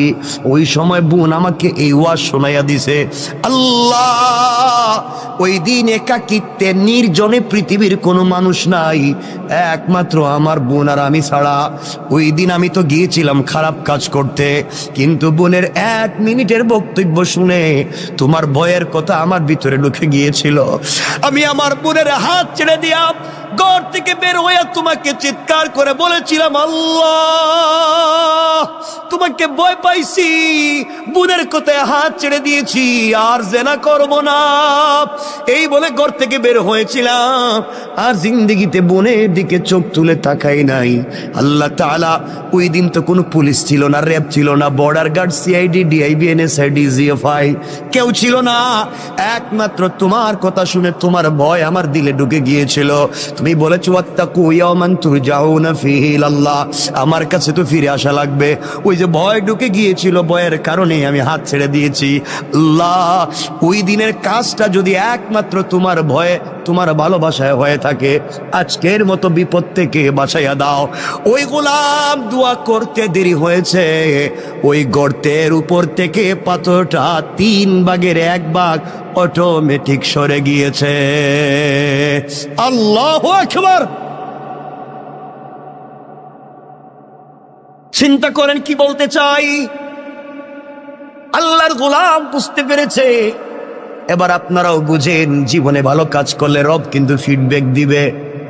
আপনি আল্লাহর পক্ষ থেকে বারাকাত পাবেন, এতে কোনো সন্দেহ নাই। কাজটা যদি হয় নির্বেজাল আল্লাহর জন্যে, খালিস নিয়তে আল্লাহর জন্যে যদি হয়, দুনিয়ায় ইজ্জতের জিন্দেগি পাবেন, আখিরাতেও রবের কাছ থেকে পুরস্কার পাবেন। ওই জন্য 2 হাত জোড় করে আপনাদেরকে বলি, প্রয়োজনে আপনাদের পায়ে ধরি, বলেন যদি বাসায় গিয়া পায়ে ধরতে তাও ধরি। আল্লাহর ওয়াস্তে চলার পথে রবকে ভয় করা শিখুন, হারাম কাজ থেকে নিজেকে বাঁচান। যেই সন্তান পরিবার আত্মীয় স্বজনের জন্য তো কষ্ট করি, কিয়ামতের দিন কিন্তু কেউ আমার আপনার আশেপাশে থাকবে না। সন্তান বাবার পরিচয় দিবে না, স্ত্রী স্বামীর পরিচয় দিবে না, মা বাবা সন্তানের পরিচয় দিবে না। ওই সময় একমাত্র নেক আমল তোমার আমার কল্যাণে আসবে। কথায় কথা চলে আসছে, মাঝখান দিয়া বলে দেই, যদি আপনি জিন্দেগিতে দুনিয়ার জমিনে কোরআন তিলাওয়াত করা শিখতে পারেন, কোরআন তিলাওয়াত করেন, শুধুমাত্র কোরআন তিলাওয়াত, এত ছোট্ট একটা আমলও যদি করেন, আল্লাহর রাসূল সাল্লাল্লাহু আলাইহি ওয়াসাল্লাম বলে দিয়েছে, পৃথিবীর জমিনে কেউ যদি কোরআন তেলাওয়াতকারী হয়, ওই কোরআন তেলাওয়াত তাকে জান্নাতে না পৌঁছানো পর্যন্ত আল্লাহর দরবারে সুপারিশ আর শাফাআত করা বন্ধ করবে না। সুবহানাল্লাহ পড়েন। কথায় কথা চলে আসছে, মধ্যখানে 1 মিনিটে বলে দিই, আল্লাহর গোলাম দুনিয়ার জমিনে আল্লাহর গোলাম ইন্তেকাল করেছে। কবরে যাওয়ার পরে সবাই মিলে, আত্মীয় স্বজন মিলে গোসল করাইয়া, কাফন পরাইয়া, হাতে পায়ে বেড়ি দড়ি লাগাইয়া, রশ্মি দিয়া বেঁধে সাদা কাপড়ে প্যাকেটিং করে সবাই মিলে নিয়ে যায়, তাকে কবরের দিকে নিয়ে যায়। বান্দা চোখের পানি ছেড়ে ছেড়ে কান্দে আর বলে, সন্তান তোর জন্যে না ঢাকা শহরে এত সুন্দর বাড়ি বানাইলাম, তুই কেমনে আজকে বাপরে বান দিয়া তুই কই নিয়ে যাস? ও সন্তান, তোর জন্যে না এত বাপ এত কষ্ট করলাম, তুমি আমারে আজকে কোথায় নিয়ে যাও, কোন কবরে? সন্তান বলছে, হয়তো জুরাইন কবরস্থানে, আজিমপুর গুরুস্থানে, কোন জায়গায় নিয়ে যায়?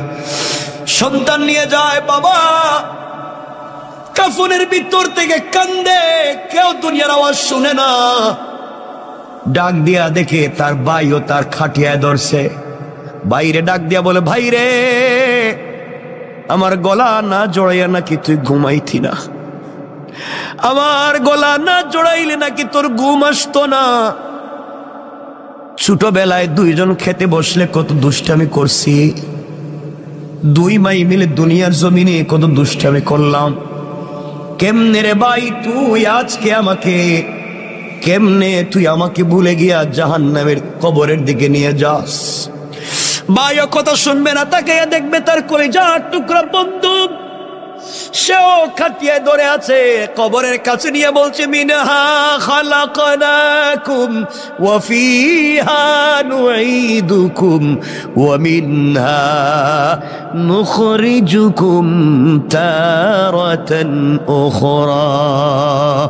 সবাই ডাক দিয়ে বলতেছে, ওখান থেকেই তুমি আসছিলা, আবার তোমাকে মাটিতে ঢুকাইয়া দিতেছি, কিয়ামতের দিন কিন্তু তুমি ওখান থেকেই উঠবা।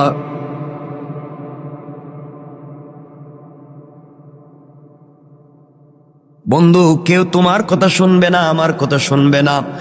ওই সময় আল্লাহর গোলাম চিৎকার করে কান্না করে বলবে, ও গোলাম, আমার না ঘরে কত সুন্দর এয়ার কুলার, এয়ার কন্ডিশন ছিল, টাইস ছিল, সিরামিক ছিল, তুই আমার কই রাইখা যাস? সবাই মিলে তোমাকে আমাকে কবরের ভিতরে শোয়া দিবে, মাটি উপর দিয়া দিয়া যখন সবাই চলে আসবে, আল্লাহর গোলাম কবরের ভিতরে কাঁদতেছে। এমন সময় ফেরেশতারা এসে তাকে জিজ্ঞেস করছে, মার রব্বুকা, ও গোলাম বলো না তোমার রবকে। গোলাম তো ঠিক মতো উত্তর দিতে পারে না, কারণ দুনিয়ায় রবের পথে চলে নাই। দুনিয়ায় রব যেই পথের কথা বলছে গোলাম, ওই পথে গোলাম চলে নাই। আজ গোলামকে কবরের ভিতরে বলছে মার রব্বুকা, গোলাম জবাব দিতে পারে না। ফেরেশতারা বলছে ওয়ামা দীনুকা, বলো না তোমার ধর্মের নাম কি, কোন ধর্ম নিয়ে আসছো? গোলাম জবাব পায় না। গোলামকে বলা হয়েছে, বলো না মান হাদার রাজুলু আল্লাযী বুইসা ফীকুম, ওই ব্যক্তির চিনুনি দেখো তো, যেই ব্যক্তিকে তোমাদের হিদায়াতের জন্য পাঠানো হয়েছিল। আল্লাহর রসুলের চেহারা এভাবে উঠাইয়া ধরে বলবে, দেখো তো এই লোকটারে চিনুনি? তুমি আমি যদি দুনিয়ার জমিনে রসুলের চরিত্র নিয়ে, রসুলের আদর্শ নিয়ে কবরে যাই, তাহলে ওই লোকটারে দেখাইলে আমরা চিনতে পারবো আমার রসুল। কবরে দেখাইলে বলতে পারবো, ইয়া রাসূলুল্লাহ, দুনিয়ায় না আপনাকে দিল দিয়ে ভালোবেসেছি, কবরে রসুলের চেহারা দেখে চিনতে পারবেন। আর যদি দুনিয়ার জমিনে সেই রসুলকে ভালোবাসতে না পারেন, আল্লাহর রসুলের চেহারা দেখানোর পরও তুমি আমি চিনব না। ফেরেশতারা যখন 3টা প্রশ্নের জবাব পায় নাই, তাকে আঘাত করার জন্য 70 জন অন্ধ ফেরেশতা, এক একজন ফেরেশতার ওই কাঁধ থেকে ডান কাঁধ থেকে বাম কাঁধে যেতে লাগবে 700 বছর। এমন 70 জন ফেরেশতা হাতের মধ্যে লোহার মুগুর নিয়ে দাঁড়িয়ে আছে, আঘাত করবে। 70টা সাপ বিচ্ছু দাঁড়িয়ে আছে, তাকে খেয়ে ফেলবে। চিৎকার করে আল্লাহর গোলাম কাঁদবে, তাও কেউ শুনবে না, কারণ এই দুনিয়ায় কাঁদলে তো কেউ না কেউ শুনবে, কিন্তু কবরে কাঁদলে কেউ কথা শুনবে না। ওই দিন একমাত্র রব শুনবেন। দুনিয়ায় রবরে শুনাইয়া যাও, কবরে গেলেও রব তোমার কথা শুনবেন। এমন সময় গোলাম দেখতেছে কবরের 2 পার্শ্বের মাটি অনেক দূর পর্যন্ত চলে গিয়েছে। এত দূর পর্যন্ত মাটি গিয়েছে, আল্লাহর গোলামকে আঘাত করবার জন্য, কবরের মাটি চাপ দেওয়ার জন্য এভাবে আসতেছে। এক পাজরের হাড় অপর পাজরে ঢুকে যাবে। আল্লাহর গোলাম চক্ষু বন্ধ করে দিয়েছে। চক্ষু বন্ধ করে চিৎকার করে ডাক দিয়া কবরের ভিতরে বলছি, আল্লাহ, কেউ নাই, এই বিপদে আমার সন্তানও নাই, সন্তান আমার বিছানায় ঘুমায়, স্ত্রী হয়তো অন্যের হাত ধরে অন্য কাউকে বিয়ে করে ফেলেছে, বা এগুলা হয়তো আমার সম্পত্তি এত মুহূর্তে বাগ বাটুয়ারা করে ফেলছে। আল্লাহ, আমার দোকানের গদিতে হয়তো আরেকজন বসে গিয়েছে। আমি মনে করছিলাম আমি ছাড়া মনে হয় দুনিয়া চলবে না, এখন দেখি আমি ছাড়া আমার ঘরও চলে, আমি ছাড়া আমার দোকানও চলে। আজ এই সন্তানেরা আমাকে ছাড়া চলতো না, এরাও দেখি এখন চলে। যে স্ত্রী আমাকে জড়িয়ে না ধরে ঘুমাইতো না, স্ত্রীও দেখি চলে। আল্লাহ, দুনিয়া তো আগের জায়গায় আছে, কিন্তু আমি যে নাই, আমার কথা কেউ মনে করে না। গোলাম কান্দে, চিৎকার করে কান্দে। এমন সময় দেখে তার পাজরে হাত এক পাশে ঢুকায় দেওয়ার জন্য কবরের মাটি যখন তাকে আঘাত করবার জন্য আসছে, চিৎকার করে কাঁদতেছে। হঠাৎ করে অনুভব করে তার বুকের উপরে কে যেন ছোট্ট ছোট্ট পা দিয়া হেঁটে যায়। কিরে, আমার বুকের উপরে আবার হাঁটে কে? চক্ষু খুলে দিয়েছে। চক্ষু খুলে দেখে সবাই যার যার জায়গায় দাঁড়িয়ে আছে, কেউ আর আঘাত করে না। আর তাকাইয়া দেখে তার বুকের উপরে সবুজ চড়ুই পাখির মতো একটা পাখি তার বুকের উপরে হেঁটে হেঁটে যায়। আল্লাহু আকবার। গোলাম চিৎকার করে বলছে, কে রে তুমি? ডাইনে মাটি, বামে মাটি, নিচেও মাটি, উপরেও মাটি, তুমি কেমনে ঢুকলা? আমি তো অক্সিজেন নিতে পারি না। পাখি আল্লাহর কাছে বলছে, আল্লাহ তুমি আমার জবানটা খুলে দাও, আমি তোমার বান্দার সাথে 1 মিনিট কথা বলি। পাখির জবান খুলে দিয়েছেন। পাখি চিৎকার করে বলছে, আল্লাহর গোলাম, তুমি কাঁদবা না, তুমি আজকে টেনশন করবা না, তুমি অনেক কথার জবাব দিতে পারো নাই, কিন্তু আমি দুনিয়ার গাছের ডালে ডালে বসে সাধারণ পাখি না, আমি দুনিয়ায় বসবাস করার দুনিয়ার কোনো প্রাণী আর পাখি না, আমি হলাম তুমি এত কিছুর ভিতরেও যে প্রতিদিন ঘুমানোর আগে, এশার পরে ঘুমানোর আগে তুমি যে প্রতিদিন সূরা মুলক তিলাওয়াত করে ঘুমাইতে, আমি হইলাম সেই সূরা মুলক। আল্লাহ আমাকে পাখির সূরত ধরাইয়া তোমার বুকের উপরে বসাইয়া দিয়েছে। ও আল্লাহর গোলাম, নাওম কা নাওমাতিল আরুস, তুমি আমার ডানার নিচে ঘুমাও। এই বলে ছোট্ট পাখিটা তার দুইটা ডানা কবরের দুই পারে ধাক্কা দিয়ে রেখে দিয়ে বলছে ঘুমাও। বান্দা বলছে, পাখি রে, তোর পাতলা হালকা দুইটা ডানা দিয়া কি কবরের মাটিরে আটকায় রাখতে পারবে? পাখি বলতেছে ঘুমাও।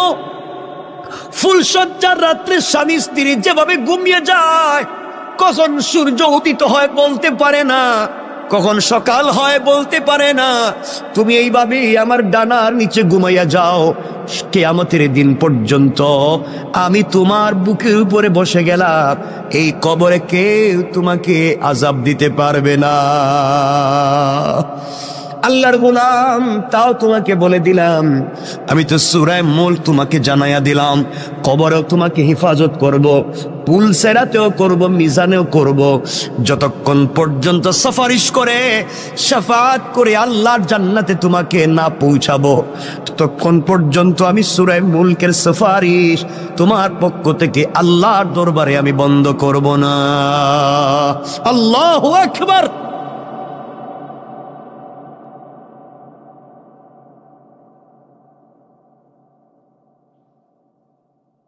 চিন্তা করেন। এই জন্য আল্লাহর গোলাম কথা লম্বা করতে চাই না, শুধু এতটুকুন বুঝাতে চাই, কার অহমিকায় পড়েছ? দুনিয়া তোমারে কেমনে এত পাগল করছে? দুনিয়া তোমার এত পাগল কেমনে করছে গোলাম? সব না সৌন্দর্য এখানেই থাকবে।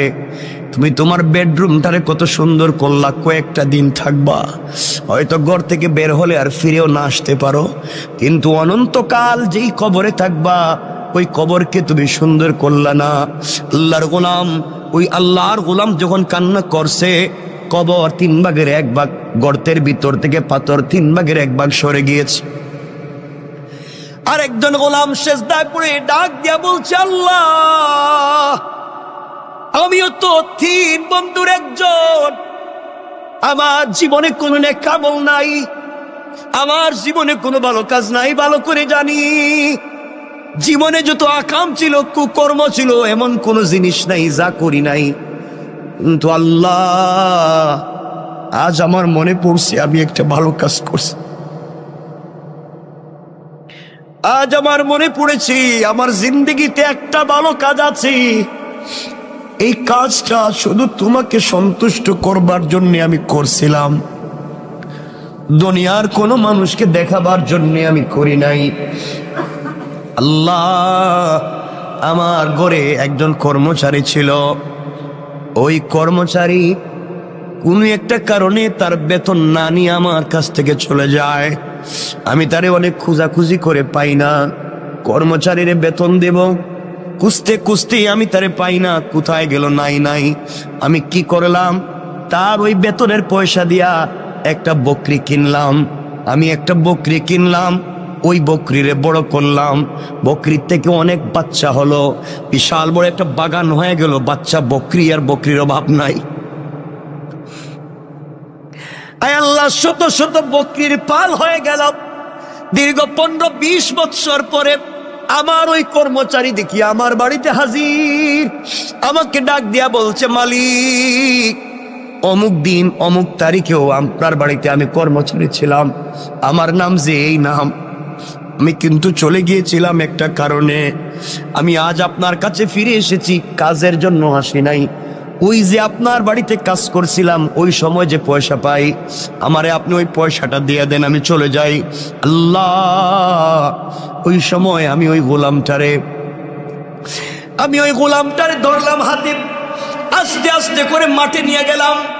মাঠে নিয়ে গিয়া বলছি, আমার কর্মচারী রে, তুমি আমার কাছে পয়সা পাও, এই জন্যে তুমি আমার কাছে এসেছো। এই যে মাঠে যত হাজার হাজার শত শত বকরি দেখো, সবগুলা তোমার, সবগুলা তুমি নিয়ে যাও। আমার কর্মচারী আমার দিকে তাকায় টিটকারি করে আর বলছে, মালিক, আমি একজন কর্মচারী বলে কি আপনি আমার সঙ্গে দুষ্টামি করলেন? আমি আপনার দুষ্টামির জন্য আসি নাই। আমার এত হাজার হাজার লাখ টাকার বকরির দরকার নাই। আমি আপনার কাছে যেই টাকা পাই ওটা দিয়ে দিলেই তো আমি চলে যাব, এত কিছুর দরকার নাই। আল্লাহ, ওই দিন আমি বলেছিলাম, কর্মচারী রে, তুই যে আমার কাছে যেই পয়সা পাস ওই টাকা দিয়ে আমি একটা বকরি কিনছিলাম। ওই বকরি কিনে বাচ্চা দিতে দিতে দিতে দিতে তো হাজার হাজার হইছে, এই জন্য একটাও আমার না। এতদিন আমি ছিলাম আমানতদার, তোর এগুলার দেখাশোনা করছি,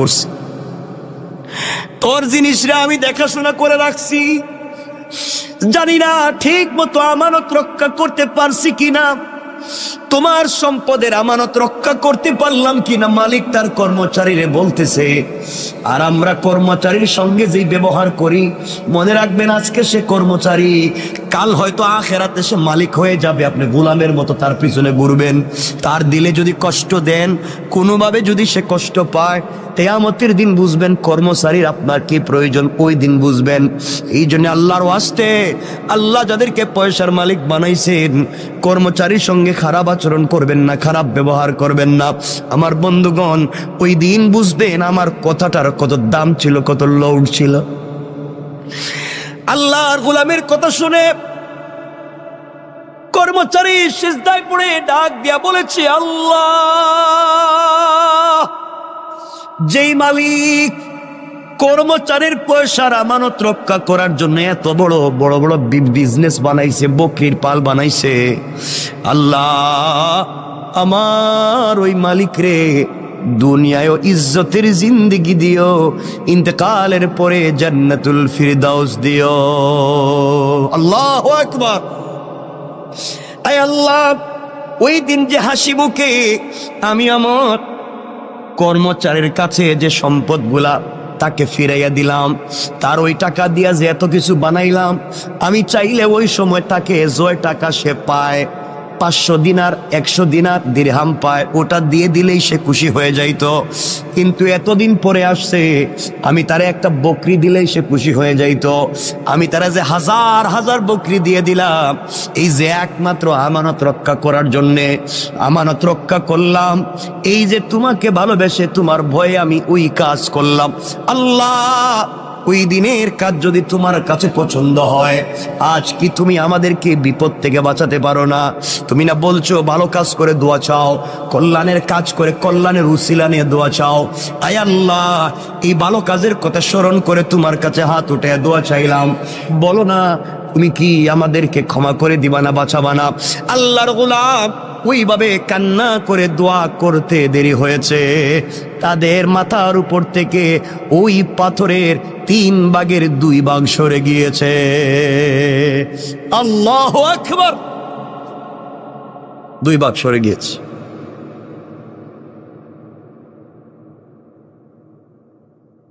তারা অনেক ট্রাই করছে বের হওয়া যায় কিনা, দেখলো বাইরেও যায় না, ওই আরেকটা ভাগ যাইতেইব।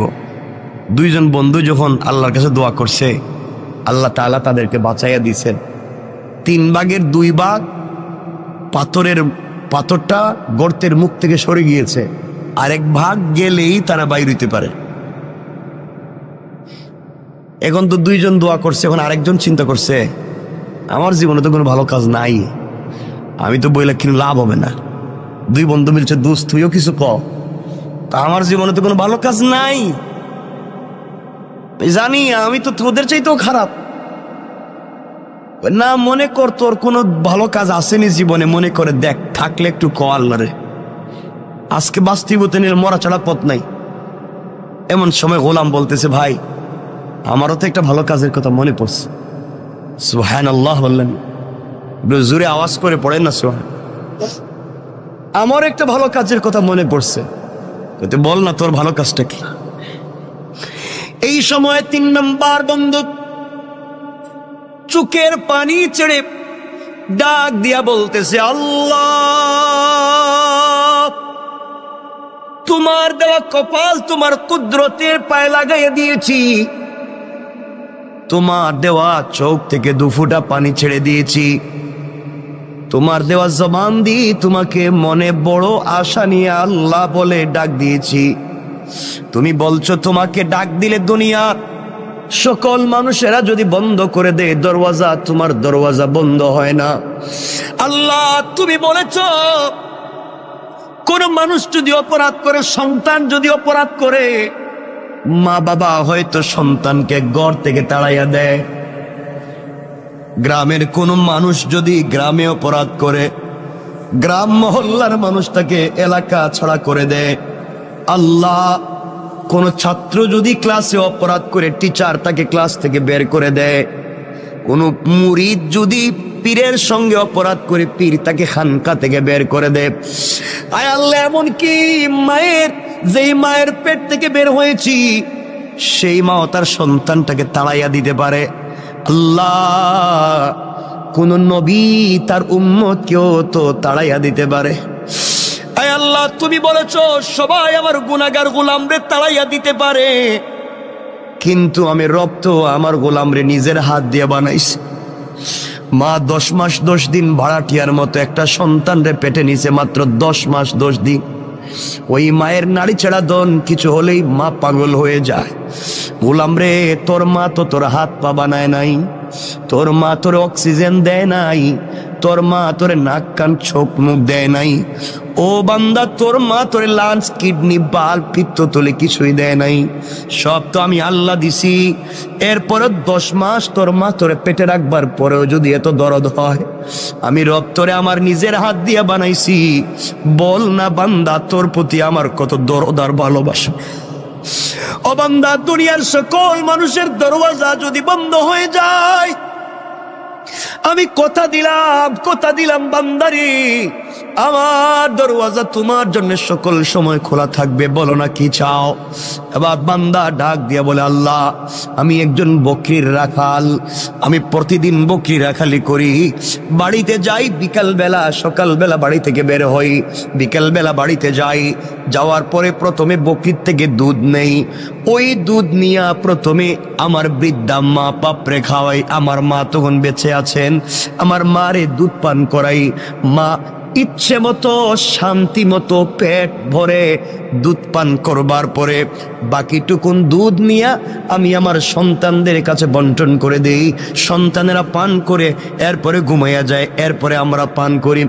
আয় আল্লাহ, একদিন আমার জঙ্গল থেকে, মাঠ থেকে বাড়িতে যেতে যেতে দেরি হয়েছে। বাড়িতে গিয়ে দেখি আমার মা ঘুমিয়ে পড়ছেন। আমার মা বিভোর ঘুমে পাগল, মা ঘুমাইয়া গিয়েছে, মা তো সজাগ না। ঘরে গিয়ে দেখি আমার সন্তানেরা খাবারের জন্য চিৎকার করে কাঁদতেছে। আমি যখন বকরির থেকে দুধ দোহন করি, সন্তানেরা লাইন ধরে গুল হয়ে আমার পাশে বসছে আর বলছে, আব্বা একটু দুধ দেও না, আর সহ্য হয় না, পেটে খিদে লাগছে, রাত্রে যে ঘুমাতে হবে, একটু দুধ দাও। আমি সন্তানের দিকে তাকাইয়াও দেখি নাই কে আমার কাছে দুধ চাইল। এক পর্যায়ে দুধের বাটি হাতে নিলাম, পেয়ালা হাতে নিলাম, মায়ের ঘরে গিয়ে দেখি মা ঘুমিয়ে গিয়েছে। সবগুলা দুধের পেয়ালা নিয়া মায়ের মাথার সামনে দাঁড়ায়া থাকলাম। মা রাত্রে যখন উঠবে আগে তারে পান করাবো, এরপরে আমি আমার বাচ্চাদেরকে পান করাবো। আল্লাহ, আমার বাচ্চাগুলো আমার পায়ের কাছে এসে পা জড়াইয়া কাঁদতেছে, বলতেছে, আব্বা তুমি আমাদেরকে 1 ফোঁটা দুধ পান করাও। সারা রাত সন্তানের কাঁদতে কাঁদতে আমার পায়ের কাছে ঘুমাইয়া গেল। 1 ফোঁটা দুধও আমি সন্তানদেরকে আগে দেই নাই। ওই মায়ের অপেক্ষা করতেছি মা কখন ঘুম থেকে উঠবেন। আয় আল্লাহ, ও মুনিব, এইভাবে সারা রাত চলে গিয়েছে। সকালবেলা মা যখন ঘুম থেকে উঠছে, মা আমাকে দেখে তো হতভম্ব হয়ে গেছে। মা বলছে, বাবা তুই কি ঘুমাস নাই? সারা রাত কি করলি এখানে? মা আগেই তুমি ঘুমিয়ে গিয়েছো, তোমাকে দুধ পান করাতে পারি নাই। এই জন্য সারা রাত এখানে দাঁড়াইয়া দাঁড়াইয়া দুধের পেয়ালা হাতে নিয়েছিলাম, তোমার যদি ঘুম ভাঙ্গে আমি তোমারে আগে দুধ পান করাবো। মা বলছেন আমার নাতিগুলার অবস্থা এমন কেন? মা ওরা তো আমার কাছে আসছিল এক ফোঁটা দুধ পান করতে, আমি কিন্তু ওদেরকে আগে দেই নাই, আগে বলছি আমার মা, এরপরে তোমরা।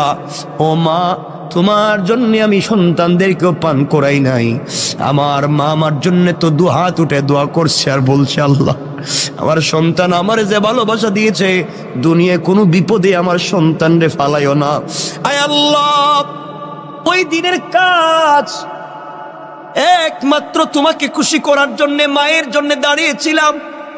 আয় আল্লাহ তাআলা, চাইলে আমি আমার সন্তানদেরকে দুধ পান করাইতে পারতাম, চাইলে আমিও পান করতে পারতাম, চাইলে আমার স্ত্রীরও পান করাইতে পারতাম। মা যখন উঠবে তখন দিব, মায়ের জন্য তো অপেক্ষা করা দরকার ছিল না। একমাত্র তোমাকে ভালোবেসে, তোমাকে মোহাব্বত করে, তোমাকে পাওয়ার জন্যে, তোমাকে খুশি করার জন্যে আমি যে কাজ করছি, এই কাজটা যদি ওই দিন তোমার কাছে পছন্দ হয়ে থাকে, আজকের বিপদ থেকে আমাদেরকে বাঁচাইয়া দাও উসিলা নিলাম। বলতে দেরি হয়েছে, কসম কসম রব্বে পাকের জাতে, ওই গোলাম দোয়া করে বলতে দেরি হয়েছে, পুরাটা পাথর তাদের গর্তের মুখ থেকে সরে যাইতে 1 মিনিটও দেরি করে নাই। সুবহানাল্লাহ জুরে। আমার বন্ধুগণ, 3 বন্ধু বেঁচে গিয়েছেন। এই জন্যে কথাটা তো শুরু করছিলাম ওখানেই, জীবনে যদি সরিষার দানা পরিমাণও ভালো কাজ করেন, রব কিন্তু তোমাকে আমাকে এটা দিবে। আল্লাহ কোরআনে বলছেন, ফামাইয়ামাল মিসকালা যাররাতিন খায়রান ইয়ারা, সরিষার দানা পরিমাণ যদি ভালো কাজ করো, ওটারও কিন্তু বদলা দিব। ওয়ামাইয়ামাল মিসকালা যাররাতিন শাররান ইয়ারা, আর তোমরা যদি খারাপ কাজ করো সরিষার দানা পরিমাণ, তারও হিসাব দেওয়া লাগবে। এই জন্যে দুহাত জোড় করে যেই কথা শুরুতেই বলছিলাম, দরকারে পায়ে ধরে বললাম, আল্লাহর ওয়াস্তে চলার পথে ভুল তো করব না, মানুষের হক মারব না, আমানতের খেয়ানত করব না, অন্যায় আচরণ করব না, ছোট থেকে ছোট হলেও আল্লাহকে সন্তুষ্ট করার জন্য ভালো কাজ করব। রব বলে দিয়েছে, তুমি যদি আমাকে পাওয়ার জন্য ভালো কাজ করো বান্দা, আমি কথা দিলাম তোমার এই ছোট্ট একটা আমলই তোমাকে জান্নাত পর্যন্ত নিয়ে যেতে পারে। পড়েন সুবহানাল্লাহ। আমার কথা কি আপনারা বুঝছেন এতক্ষণে? তাহলে এত আলোচনা করে যেটা বোঝাতে চাইলাম, এই পুরা 1 ঘন্টা কথা বলছি, একটা বিষয় বোঝাবার দিন, যে আমাকে আপনাকে ফিরে যাওয়া লাগবে আল্লাহর সামনে। সরিষার দানা পরিমাণ ভালো কাজ করলেও জবাব দিতে হবে, খারাপ কাজ করলেও জবাব দিতে হবে। সুতরাং আমরা কোনোভাবে অন্যের সম্পত্তি তো নিজে খাবো না, নিজের লিডার হলে কখনো পাবলিকরে ঠকাবো না, এবং নিজের সম্পত্তি বাঁচাবার জন্য, অন্যের সম্পত্তি ধ্বংস করবার জন্য রাষ্ট্রের কাছে কুপ্রস্তাব দিয়া কাউকে বিপদে ফেলবো? বলেন ফেলবো? এটা হলো এতক্ষণের আলোচনার মূল মাকসাদ, আয়াতের মৌলিক ভাবার্থ। এতক্ষণ যদি কথা বুঝে থাকেন তো বলেন, রব একজন মানুষ ভালো কাজ করছে, তার উপকার দিচ্ছেন না? কথা তো অনেক মনে পড়ে, কিন্তু আমাদের সময় তো কমে যাইতেছে। কমে গেছে না? আপনাদের অসুবিধা হইতেছে নি? সময় যদিও আছে আমার হাতে, কর্তৃপক্ষের দেওয়া, কিন্তু আপনাদের তো কষ্টের দিকে আমার খেয়াল রাখতে হয়। যেন কষ্ট হইতেছে কিনা বুঝতেছি না, হয় না? বেশি নিব না, যদিও লম্বা হয় আমি নিব না। কথা বলতে চাই, রব বলেছে উপকার করলে তিনি দিবেন কি দিবেন না? বলেন না, দিবেন। কথাটা শোনেন, হাসান বসরি রহমতুল্লাহ আলাইহির মালফুজাত থেকে পাওয়া যায়। একবার হাসান বসরি রহমতুল্লাহ আলাইহ কবরের পাশ দিয়ে যাচ্ছেন, খুব বুঝবেন, কবরের পাশ দিয়ে যাইতেছে। চিন্তা করলেন, কবরের কাছে গিয়ে চিন্তা করলেন, একটু মোরাকাবা করে দেখি তো কবরের মানুষ কেমন আছে। মোরাকাবা করলেন, করে দেখেন কবরের মানুষ খুব খুশি, হাসি খুশি, কেউ কষ্টে আছে, কেউ দুঃখে আছে। আর এর মধ্যে একজন মুরব্বী কবরের ভিতরে তার খুব আযাব হইতেছে, একজন মুরব্বীর কবরে খুব বেশি আযাব হইতেছে। আর আবার দেখলেন আরেক জায়গায়, দেখেন আরেকজন মুরব্বী বসে রইছে আর হাসতেছে। তিনি কিছু দুরূদ পড়লেন, তিনি কিছু দোয়া করলেন, এই সওয়াবগুলো আল্লাহ তাআলা কবরে পৌঁছাইয়া দিলেন। সুবহানাল্লাহ পড়েন না? তিনি তাকাইয়া দেখেন কবরের সকল মানুষ লাইন ধরে এসে এই সওয়াবগুলা নিয়ে যায়। এক মুরব্বী বসে রইছে কর্নারে, ও আয় না, উঠে না। হাসান বসরি বলেন, মোরাকাবে তাকে জিজ্ঞেস করলাম, বাবা কবরের মানুষ কি বিপদে আছে? আমি সূরা ফাতিহা তিলাওয়াত করলাম, সূরা ইখলাস পড়লাম, এর সওয়াবটুকু কবরে পৌঁছাইলাম, সব মানুষ এসে নিয়ে যায়, তুমি এদিকে আসতেছো না, ঘটনা কি? কয় আমার দরকার নাই। দরকার নাই কেন? কয় আমার একটা ছেলে আছে, অমুক বাজারে দোকানদারি করে, ওই ছেলে প্রতিদিন আমার জন্য কোরআন তিলাওয়াত করে সওয়াব আমার কবরে পৌঁছাইয়া দেয়। আমি আমার সন্তানের উপরে খুশি, সন্তান সারাদিন বাজারে দোকানদারি করে, ফাঁকে ফাঁকে সময় পাইলেই আমার জন্য তিলাওয়াত করে সওয়াব পাঠায়। এই জন্য আমার তাড়াহুড়া নাই, আমি একটা ছেলে রেখে আসছি দুনিয়ায়, খুব ভালো।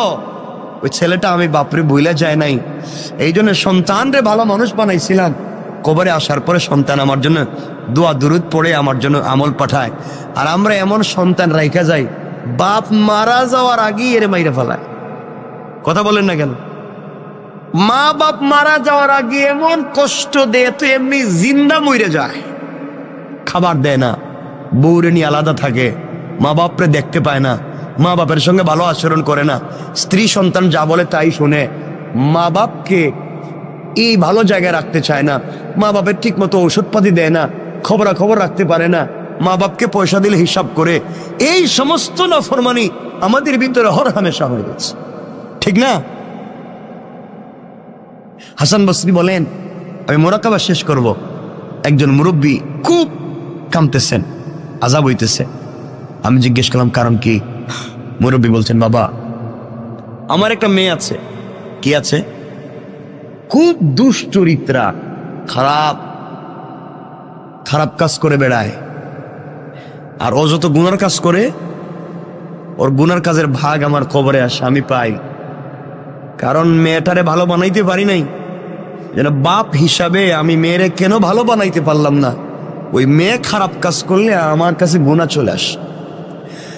আর ওই বেচারা বলতেছে, আমার ছেলে দুনিয়া তেলাওয়াত করে আমার কাছে সওয়াব চলে আসে।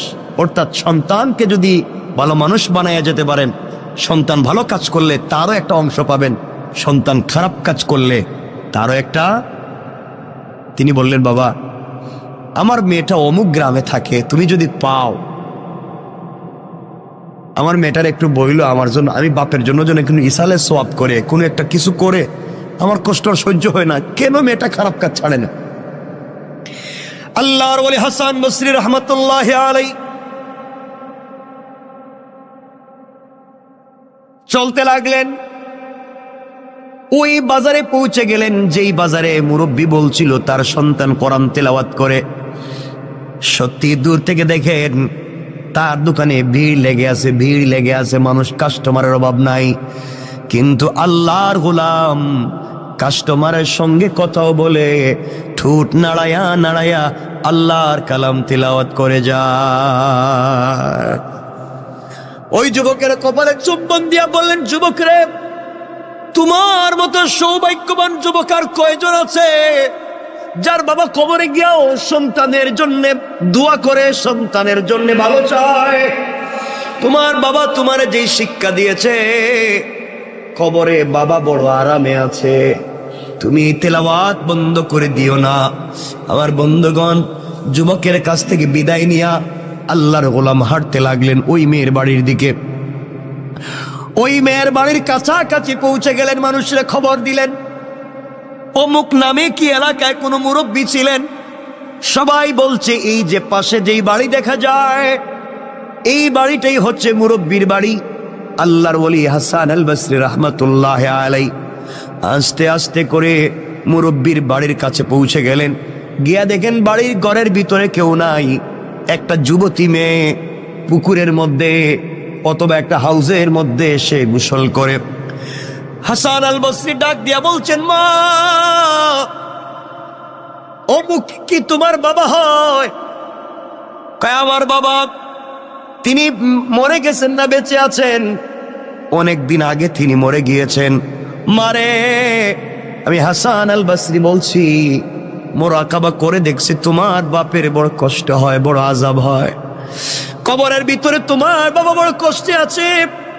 তুমি কি চাও না তোমার বাবার জন্য কিছু উপকার করতে? চাও না তোমার বাবার জন্য কিছু একটা দোয়া করো, অথবা সম্মিলিতভাবে মানুষকে দিয়া দোয়া করাও, তোমার বাবার কোনো কল্যাণ করো। বাপ তো বড় কষ্টে আছে। মেয়েটা বাপের কষ্ট শুনবার পরেও অট্ট হাসি দেয়, টিটকারি করে। এই কথা বলে বলছে, আমি আবার কেমনে বাপের উপকার করব? আমার দ্বারা হবে না। ওই বাপরে আমি কেমনে করব? আমার জীবন, আমার যৌবন, আমি যেভাবে মন চায় সেভাবে চলবো। আমি কেন তার জন্য উপকার করতে যাব? ও হাসান আল বসরি, আপনি বলেছেন আমি যেন গুনাহ ছেড়ে দেই। আমি কিসের গুনাহ করি? আমি তো জীবনটাকে এনজয় করি। আপনার আবার কি আসে যায়? আমার বাবারই বা কি হয়? জীবনটা তো আমার, আমার যা মন চায় তা করব।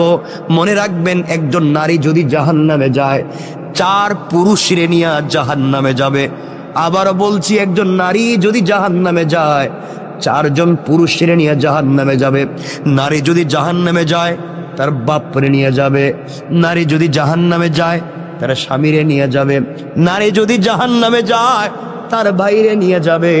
নারী যদি জাহান্নামে যায়, তার সন্তানরে নিয়ে যাবে। কেন সন্তান তাকে ভালো পথে রাখলো না? কেন ভাই তাকে ভালো পথে রাখলো না? কেন স্বামী তাকে ভালো পথে রাখলো না?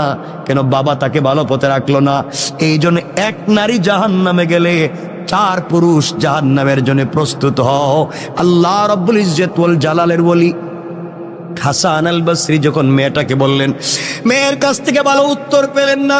এক পর্যায়ে মেয়েটা টিটকারি করে ওই পুকুরের ভিতর থেকে পানি দিয়া হাসান আল বসরির উপরে ফিকে মারছে। হাসান আল বসরির মুখের উপরে পানি মারছে। কয়, নেন, আপনি পানি নিয়ে যান। এই পানি দিলাম, যান, আপনি আমার বাবার জন্য কি উপকার করতে পারি? আমি আমার বাপের জন্য কোনো উপকার করতে পারবো না। এই বলে পানি মারছে। হাসান আল বসরি বড় কষ্ট পেলেন। কিছুদিন পরে আবার মুরাকাবা করলেন। ওই কবরের পাশ দিয়ে যাওয়ার সময় আবার তিনি মুরাকাবা করলেন। করে দেখেন, যেই বেচারা এতদিন ওই কবরের কর্নারে বসে থাকতো, গুরুস্থানের আসতো না, সোয়াবের জন্য আসতো না, আজ দেখা দেয় সবার লাইনের আগে, সবার আগে আইসা দাঁড়াইয়া গেছে। হাসান আল বসরি যা তিলাওয়াত করছেন, তার সোয়াবটুকুন কবরে বক্সাইয়া দিলেন। ওই আল্লাহর গোলাম নেওয়ার জন্য দাঁড়াই আছে। তিনি বললেন, বাবা, ওই দিন না আপনি সবার পিছনে ছিলেন, বসা ছিলেন, আসলেন না? আজ কেন আপনি সবার আগে আগে আসলেন? আল্লাহর গোলাম চুকের পানি ছেড়ে ডাক দিয়ে বলছে, হাসান আল বসরি, ওই দিন আমি আসিনি, আমার সন্তান দুনিয়ার জমিনে বেঁচে ছিল, আমার জন্য তিলাওয়াত করে সোয়াব পাঠাইছে। গত কয়েকদিন আগে আমার সন্তানটাও মরে গেছে। এখন কেউ আর আমার জন্য তিলাওয়াত করে সোয়াব পাঠায় না। এই জন্যে আমার জন্য আর কেউ নাই, ওই জন্যে আমিও লাইনে দাঁড়াইছি। ও বাবারা, এই জন্য সন্তান রে ভালো মানুষ বানাইয়া যাও, অথবা অন্যের সন্তান রে হাফিজ আলিম বানাইয়া যাও, অথবা মসজিদ মাদ্রাসার সঙ্গে সম্পর্ক রেখে যাও। একটা মসজিদের সঙ্গে একটা ইটের টুকরা দিয়েও যদি সম্পর্ক করতে পারো, কিয়ামত পর্যন্ত কবর থেকেও সোয়াব পাইবা। একজন গরিবের বাচ্চারা যদি হাফিজ আলিম বানাইয়া যাইতে পারো, ওই হাফিজ আলিম থেকে পৃথিবীতে যতদিন পর্যন্ত আরো হাফিজ আলিম বনবে, আরো কোটি কোটি মানুষ হবে, সবার কাছ থেকে তুমি সোয়াব পাইবা। সুবহানাল্লাহ পড়েন না? আমিও আপনাদের দোয়ায়, আমি তো আলহামদুলিল্লাহ করাইতেছি আমাকে দিয়ে। আমি সিলেটে, আমার এলাকায় জন্ম, যেখানে আমি একটা প্রতিষ্ঠান, প্রায় 40 কোটি টাকা আমরা ওই যে এই সপ্তাহে ভিত্তিপ্রস্তর করবো ইনশাল্লাহ। মাদ্রাসা চলতেছে অলরেডি, বাকি বিল্ডিংয়ে ভিত্তিপ্রস্তর হয় নাই, টিন শেড। এই সপ্তাহেই আমরা 10 তলা ফাউন্ডেশন দিয়ে ভিত্তিপ্রস্তর করতেছি। এখানে 100 জন ইয়েতিম, একেবারে ইয়েতিম বাচ্চাকে আমরা টোটাল হাফিজ আলিম আমাদের খরচে বানাবো ইনশাল্লাহ। 100 জন এভাবে চলতে থাকবে।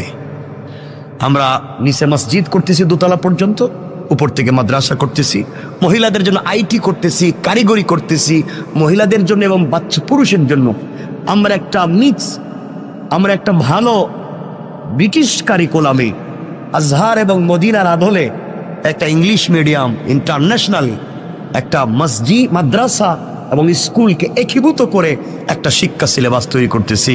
আল্লাহ যেন কবুল করে, দোয়া করবেন। এটা এই শহরে করার ইচ্ছা ছিল এবং এই শহরেই করতে চাইছিলাম এবং শুরুও করেছিলাম। আল্লাহ চাইলে এই শহরেও আমাকে দিয়ে খুব তাড়াতাড়ি আমরা করে ফেলবো ইনশাআল্লাহ, ইনশাআল্লাহ।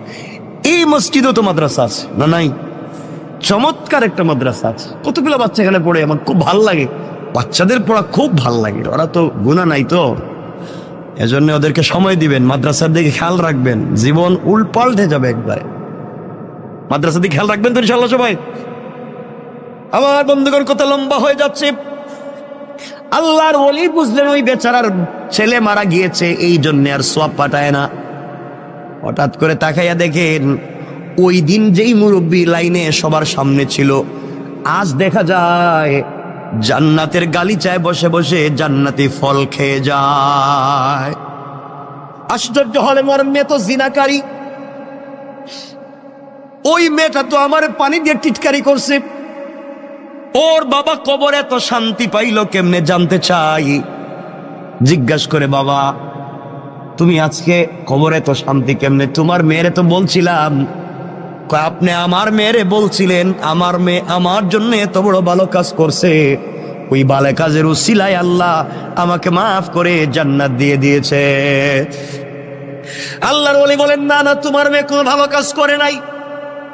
কই, আমি বলার পরে আমার এনে টিটকারি করছে। তোমার মেয়েটাকে তো কোনো ভালো কাজ করতে দেখলাম না, তো জিনাকারিনী। আল্লাহর ওলি মুরাক্কাবায় গিয়ে দেখেন ওই মেয়েটা টিটকারি করে, মস্করা করে, এক হাতের মধ্যে পানি নিয়া, এক মুষ্টির মধ্যে পানি নিয়া হযরতে হাসান বসরির উপরে যে মারছিল, ওই পানিটা জমিনে পড়ছে। জমিনের ফাঁকা ছিল, ফাঁকার মধ্যে অনেক দিন থেকে একটা ব্যাঙ হা করে আসমানের দিকে তাকাইয়া বলছে, আল্লাহ তুমি কি বৃষ্টি দিবা না? তুমি কি আমারে পানি পান করাইবা না? আমি যে মরে যাই, কোন দিন মরি কেউ খবর রাখবে না। আল্লাহ তুমি কি আমাকে একটু পানি পান করাইয়া তো মারবা? ওই সময় ওই বেজে হাসান বসরির উপরে পানি মারছে, ওই পানিটা গিয়া ব্যাঙের মুখের মধ্যে পড়ছে। আল্লাহু আকবার, জোরে বলেন না। ব্যাঙ ওই পানি পান করে চিৎকার করে বলছে, আল্লাহ যে আমারে পানি পান করাইয়া বাঁচাইলো, তার কেউ যদি কবরে থাকে, আল্লাহ এর ওসিলায় তারে মাফ করে জান্নাত দিয়া দাও। আল্লাহ ওই দুয়ারে কবুল করছে, এই জন্য আল্লাহ আমার মাফ করে দিয়া জান্নাত দিয়ে দিয়েছে। পড়েন সুবহানাল্লাহ। অনেক কথা হয়ে গেছে আজকে, আর কথাকে লম্বা করতে চাই। আমার জন্য দোয়া আছে, আপনাদের জন্য দিল থেকে দোয়া থাকবে। আল্লাহ তাআলা আমাদের সবাইকে কবুল করুক। আজকে কোথায়, আমি তো চাইছিলাম তাফসির করতে, আজকে আমার মন চাইছিল, আমি রেডিও করছিলাম,